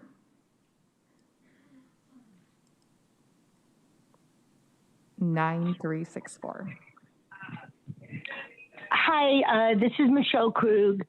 I also really want to ask that we stick to the science and that we not continue to look at reopening sooner than makes sense. As we see with San Diego State, I really think that we're going to find out by next week or whenever they figure out what the problem is on getting that data, that we are still in danger. And I just ask you to stay strong about doing what's going to be best in the long run when we look at history backwards as to what made sense for a community. So that's it. I just want to applaud you for staying within, stopping trying to fight the state and the medical the medical knowledge of what's going on and staying within those realms. Thank you. Thank you. Our next caller is 3640. Again, 3640. Hi, my name's David Garcias. I'm president of SEIU Local 221, and I represent the county workers who are on the front lines, both caring for COVID patients, for caring for the public, and testing and tracing for COVID-19. I want to thank Dr. Wooten for her report. We need to follow the science. This board has the responsibility for our public health. The students and staff and the decision at SDSU may be decisions we're not happy with, and we should talk with them. But ultimately, the students and staff of San Diego State live in our community. They live in our neighborhoods. They're our neighbors. Those folks are just as part of our testing and our response to COVID as anyone else who lives in this community. My family and our communities are affected by unsafe openings. We need to be careful about reopening and making this pandemic worse than it is. We need to follow the science. I don't agree with local control unless I trust the board following the science to make sure we are all safe. Please make sure you follow the science. Please keep my family and my community safe and make that the priority. The fight is against COVID-19. That is who we are fighting against. I do trust the governor and the state for making sure that everybody stays safe and there's a rule for everyone. I believe if we follow the science and stay safe and this county follows those rules, we will all come out of this better and safe and healthy. Thank you very much for your time. Thank you. Our next caller is 0024.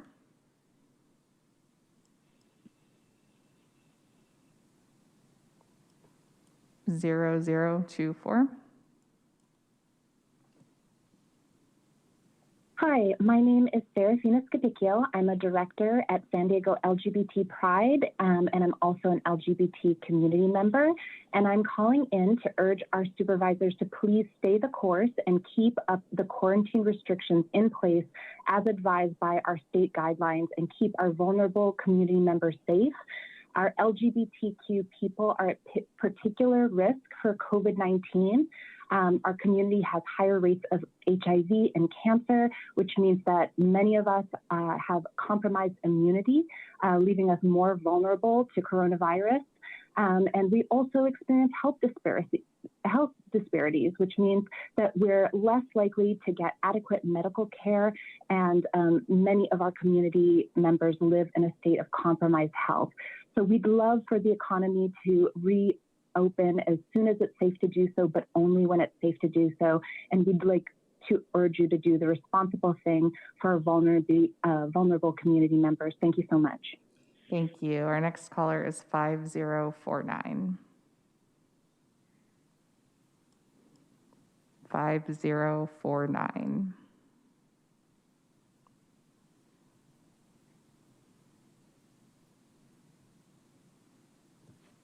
And if we don't hear from you, we will come back to you. So we will move on to 4807. 4807. Hi there, this is Michael Marsh, and I'm a representative of PACT, the Professional Association of California Tattooers. I know you've already heard from somebody regarding this, but I'd like to say my piece as well. This comment is in regards to the tier risk system devised by the governor and the state health officer. Currently, tattoo shops are grouped with such activities such as gyms, entertainment venues, and bars, all of which are environments where large groups of unmasked people are gathering in an environment that is not controlled or maintained by anyone that has training similar to the training that tattooers possess. Meanwhile, barbers and beauty salons are at a risk assessment that allows them to open while at the widespread tier level. Nail salons have also recently been added to this level. All the while, tattooers are only allowed to open while at the substantial tier. Tattooers have an education in relation to the hygienic practice, bloodborne pathogen infection control, and usage of PPE that exceeds the training required by hair salons, barbers, and nail salons, and far exceeds that of bartenders and gym operators.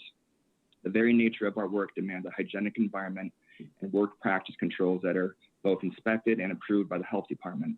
Why is it then that our industry is classified and grouped with the most high-risk activities when clearly the knowledge and training of tattooers surpasses all of these other professions? Not only do we have the training, but we also gather in much smaller numbers, which further mitigates the risk of exposure. Can anyone from the county board comment on that? Thank you for your time. Thank you. Our next caller is 1742.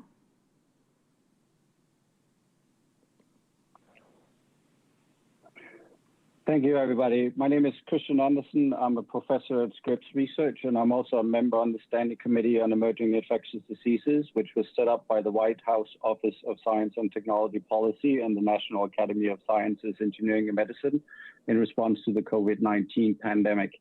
I just wanted to amplify some of the voices that have already been on. There's recently been a lot of talk about public control, local control. The public of San Diego, I do not think want local control. They want to control COVID-19. We cannot do that by working against the state. The metrics that are set in place are there to keep us safe, to keep the community safe, to keep the businesses that can be open, and to protect our economy. Starting to work against this is going to have detrimental effects, not just to our businesses, but also overall to our economy and our health. I wanted to mirror Supervisor Jacob, who in the previous session said that haste make waste. That is absolutely true when it comes to COVID-19 as well. If we open too much, too quickly, we know that cases will skyrocket. Although we like to think of San Diego as a very special place, and it truly is, the problem is that in the eye of the virus, San Diego is not special. San Diego is just another place full of people that if we don't follow the recommended guidelines, many more people will be infected. So I urge the supervisors to please consider all the evidence, all the lessons we have learned over the last 9 months. We know that crowded indoor settings is really dangerous. We know that outdoor crowded settings is leading to cases down the line. We know that many cases will hurt our economy will hurt our community that we live in. So I urge the supervisors to please look to the scientific evidence that's there.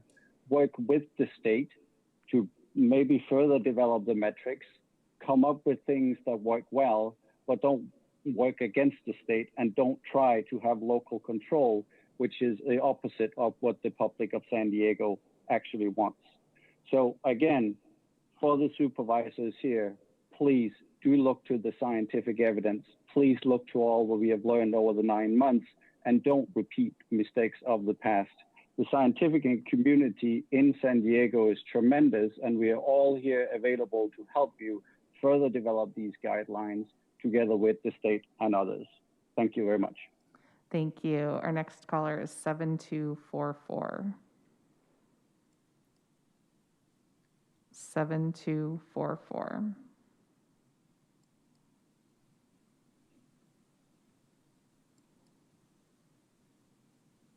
Good afternoon. My name is Lindsay Wade, and I'm with the Hospital Association of San Diego and Imperial Counties. I want to start by just saying thank you to the County Public Health and everybody who's there, and the Board of Supervisors for your incredible partnership with hospitals and health systems as we work together to face the challenges of this pandemic. From the beginning, our members have advocated to go slow and be cautious, and at the same time, we've also actively supported the development of safe reopening plans, and can't emphasize enough the importance of wearing masks, social distancing, and washing hands. But because many schools are not yet ready to open safely, there is still a critical need for childcare and for distance learning hubs. And so in addition to supporting the cautious approach and being grateful that we are doing so well as a community, we want to just mention a special thank you for the leadership from Supervisor Fletcher, supporting childcare vouchers and childcare providers, and also to Supervisor Gaspar for your leadership exploring more options for distance learning hubs. Thanks again for your partnership. Thank you. Our next caller is 7830. 7830. Good afternoon, Supervisors. My name is Andrew Harvey, and I'm speaking on behalf of the Chicano Federation. It is a mistake to reopen too quickly. We have seen how devastating this pandemic has been to our communities of color. There has been little relief offered and almost nothing offered to our undocumented families. But yet we are ready to open businesses quickly. We cannot bow to the pressure being exerted today. This is not reflective of the broader public. Thank you. Thank you. Our next caller is 2084. Again, 2084.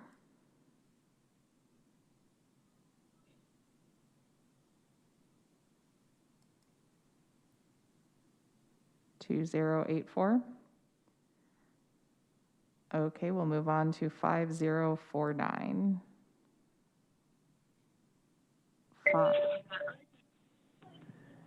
Hi there, my name is Alex Eubank, and I'm calling in from the Professional Association of California Tattooers. Can you hear me? Yes, we can.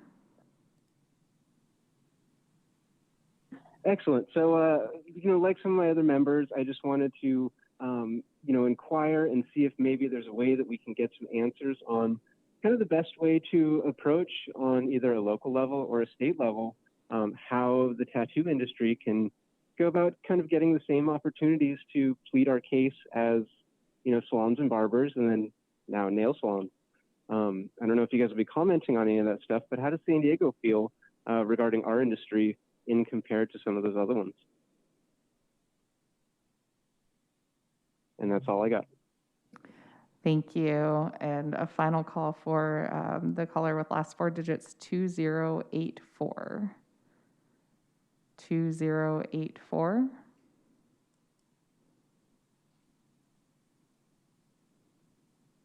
If not, then that concludes the public testimony on this item, Chairman Cox.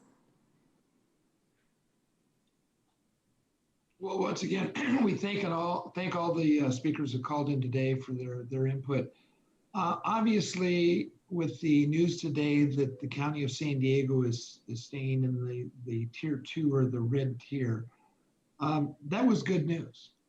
I think we were concerned that we would have to go back and close some of the businesses and reduce the ability of some businesses to conduct business.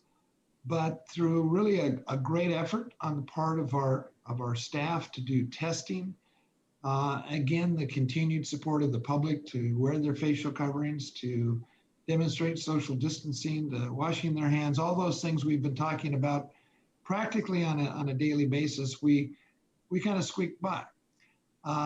You know, we don't know what's going to happen in a week or two, but right now we have a couple of weeks to hopefully continue to do those things. The good numbers, or the good news rather, I should say, is that the numbers of students at San Diego State that are testing positive has dropped rather precipitously, and that's encouraging.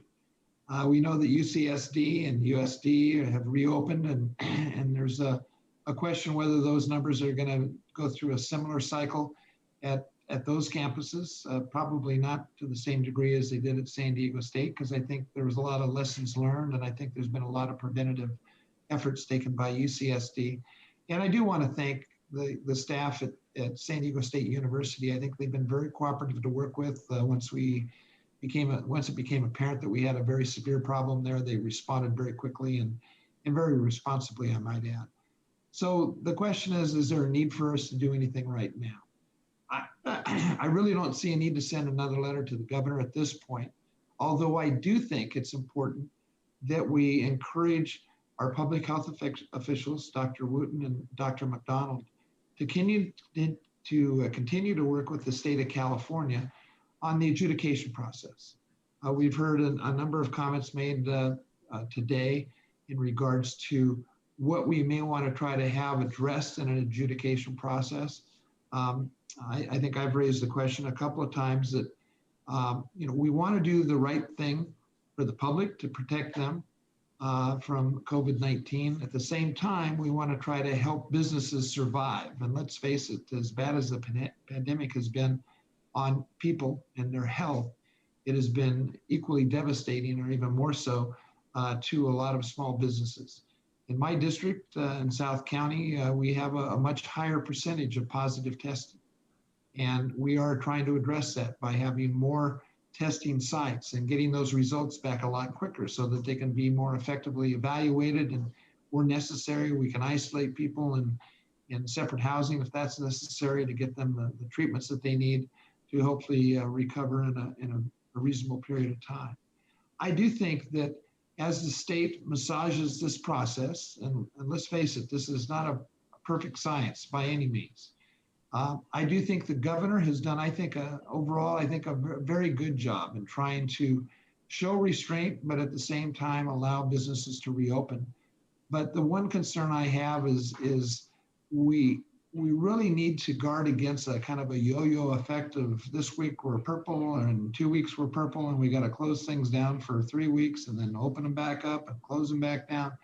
I mean, I think that not only is not going to protect the public health, but I think it's going to have an adverse impact on any ability to economically recover from this crisis. Our number one concern is and always will be the public's health. And I think we can do things that ensure that we continue to increase the testing, that we make sure we have all the necessary ingredients to isolate individuals that may test positive, that we continue to monitor. And this is the one thing that isn't really addressed, I think, in any of the criteria. From the very beginning, when we saw businesses close down and people being pretty much isolated, the reason we did this is because we were concerned about the surge in the hospital capacity, the availability of hospital beds. Heaven forsake, if people needed to go into an ICU unit, we wanted to make sure that not only we had available ICU beds, but also the necessary respirators and ventilators, more specifically, to accommodate those individuals and hopefully help them regain their health. Well, the reality is over the last probably 6 or 8 weeks, we've done exceptionally well in regards to having the availability of ICU beds and having the availability of hospital beds.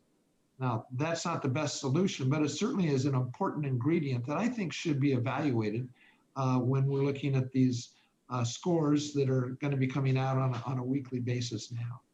I do think also that we need to ensure that we get credit for all the testing that's going on. I think that the whole issue of equity, as I understand it, there's been a number of efforts throughout the state of California to try to make sure that populations in our counties that are normally not receiving the services that they need are getting those services and getting the testing and getting the support systems that they need. And my understanding is San Diego County has probably been on the leading edge of that. I think that's something that should be given into consideration also. So I think at this point, again, I'm very grateful for the fact that we are still red. I'd love us to see to move in ultimately to the orange or yellow and ultimately get all of this behind us with a vaccine and other steps that may be available as far as therapeutics. But until we get that vaccine or the therapeutics that will put this issue behind us, I think we do need to go slow. I think the governor has laid out a plan for us to do that, but I do think it needs some tweaking. And I think that I feel comfortable. I know Dr. Wooten has been talking about some of these very issues. I know that she's in the process of trying to encourage the state to set up the adjudication process so you can try to seek adjustments based on verifiable scientific information. And I think that effort certainly should continue.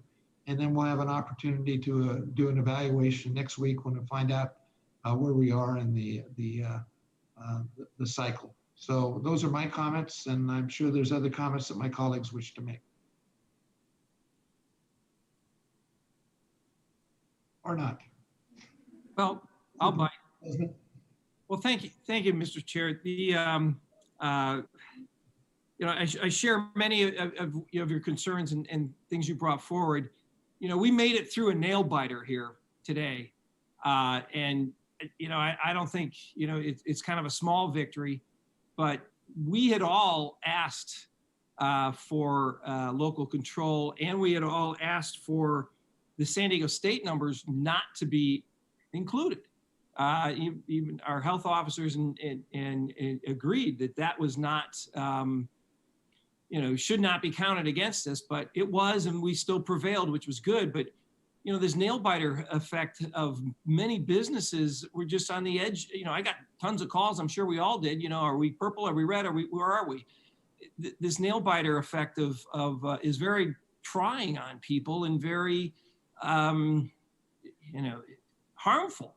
This back and forth instances. And so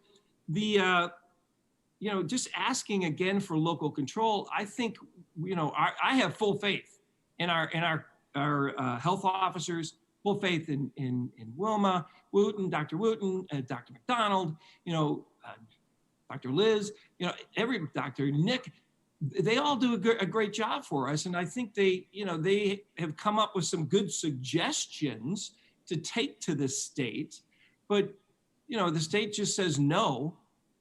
It doesn't really help San Diego County, I don't think. And I think we've been going slow. We haven't been overdoing things.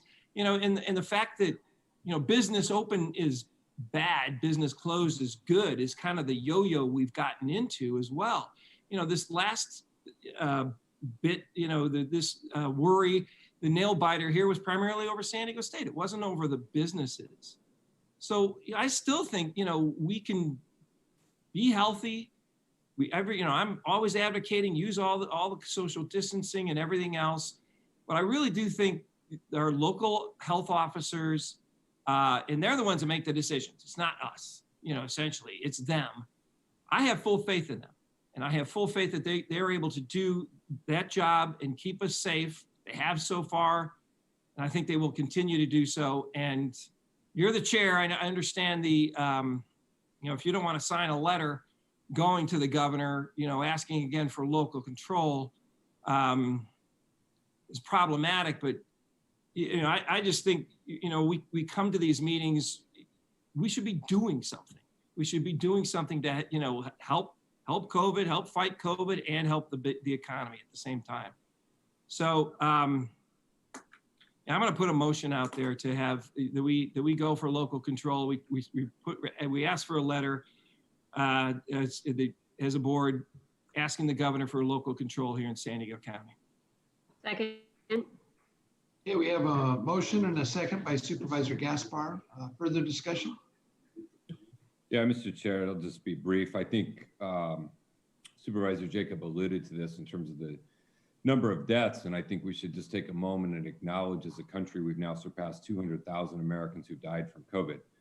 That is 5 times the number of Americans who died in the Vietnam and Korea War combined. That is 67 times the number of Americans who died in the September 11th attack. And I think what we ought to do instead of sending more letters is focus on slowing the spread.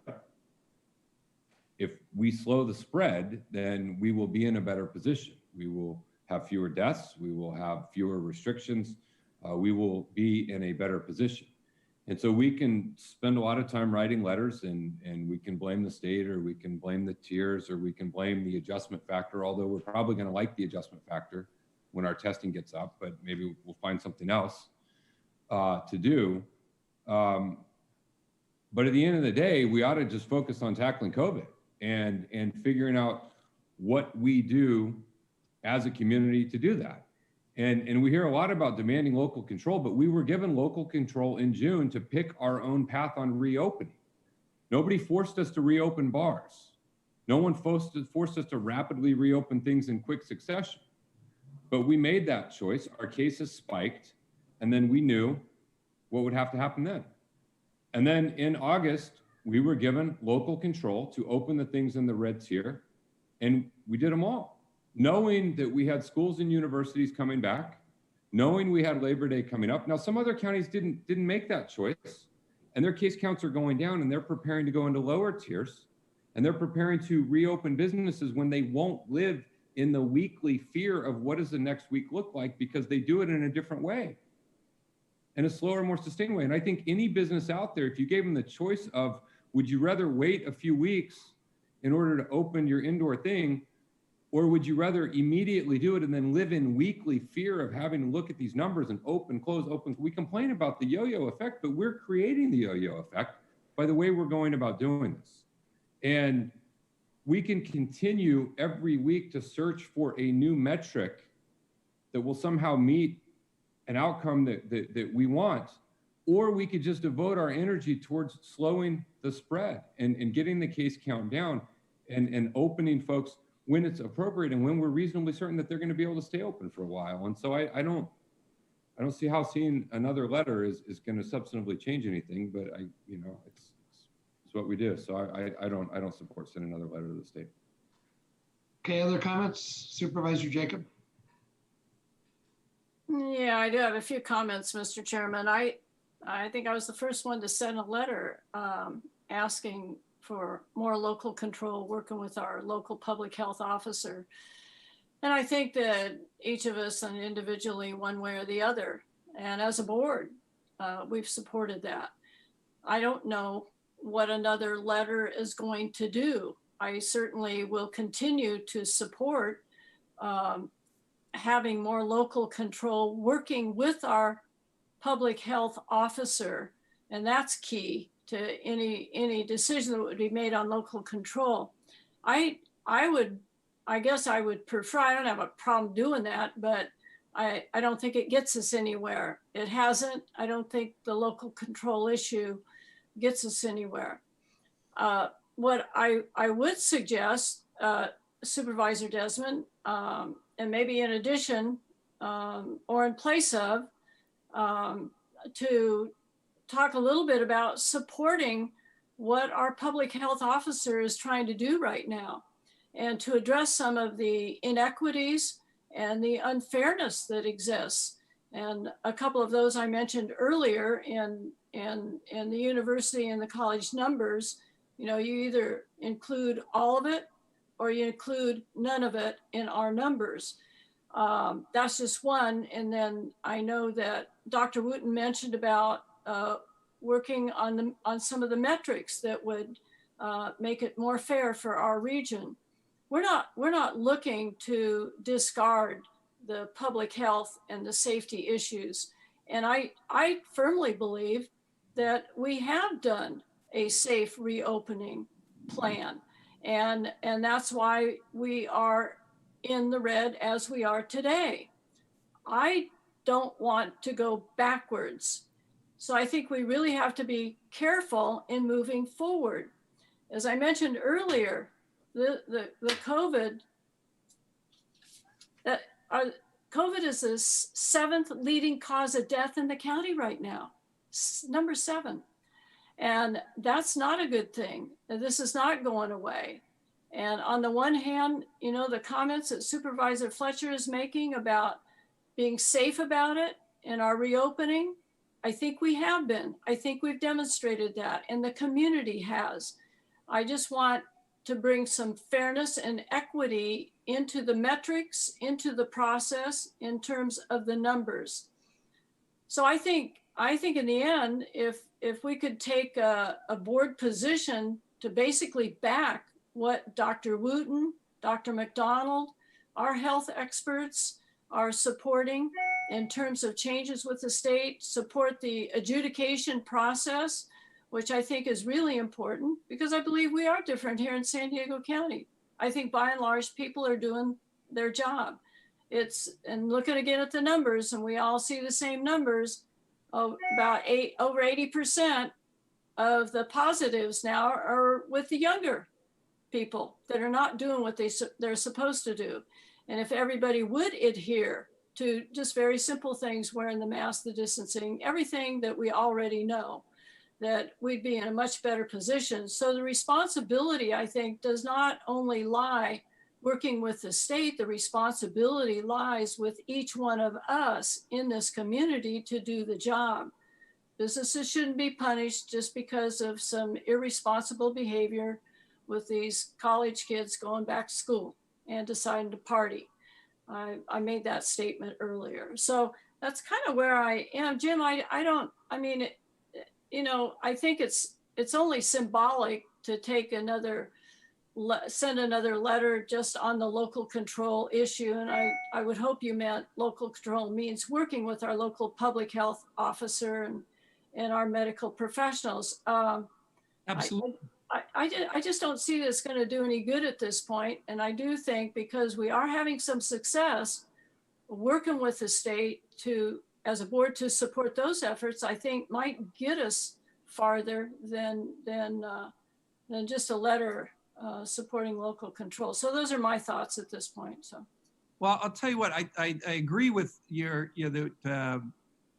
efforts or you're stating that we should support or take a position of support for what Dr. Wooten had pointed out concerning hospitalizations, the adjustment factor, the special circumstances around San Diego State. You know, I think that's under the purview of local control, and I would be willing to withdraw my motion if, in fact, then replace it with a motion that says we are supporting Wilma Wooten with the adjudication process and with the basically the statement that was made last night to revise the state's opening criteria and metrics to accurately reflect the dynamics of the pandemic in San Diego County. I would certainly support that, and we could have Dr. Wooten reiterate if we want to be more specific in supporting what she and our CAO and the county team is trying to do, working with other counties and working with the state. I'd be happy to do that because, quite frankly, to send a letter and not all 5 of us are on board is probably is kind of useless, I guess. But to me, I've always been, I'll keep knocking on the door just to hopefully, and it's going to open. So that's always been my, it's how I got here. So, if you want to have Dr. Wooten restate that, or do you want to just go ahead with the statement that was made last night that we support our health officers in revising the state's opening criteria and metrics to accurately reflect the dynamics of the pandemic in San Diego County?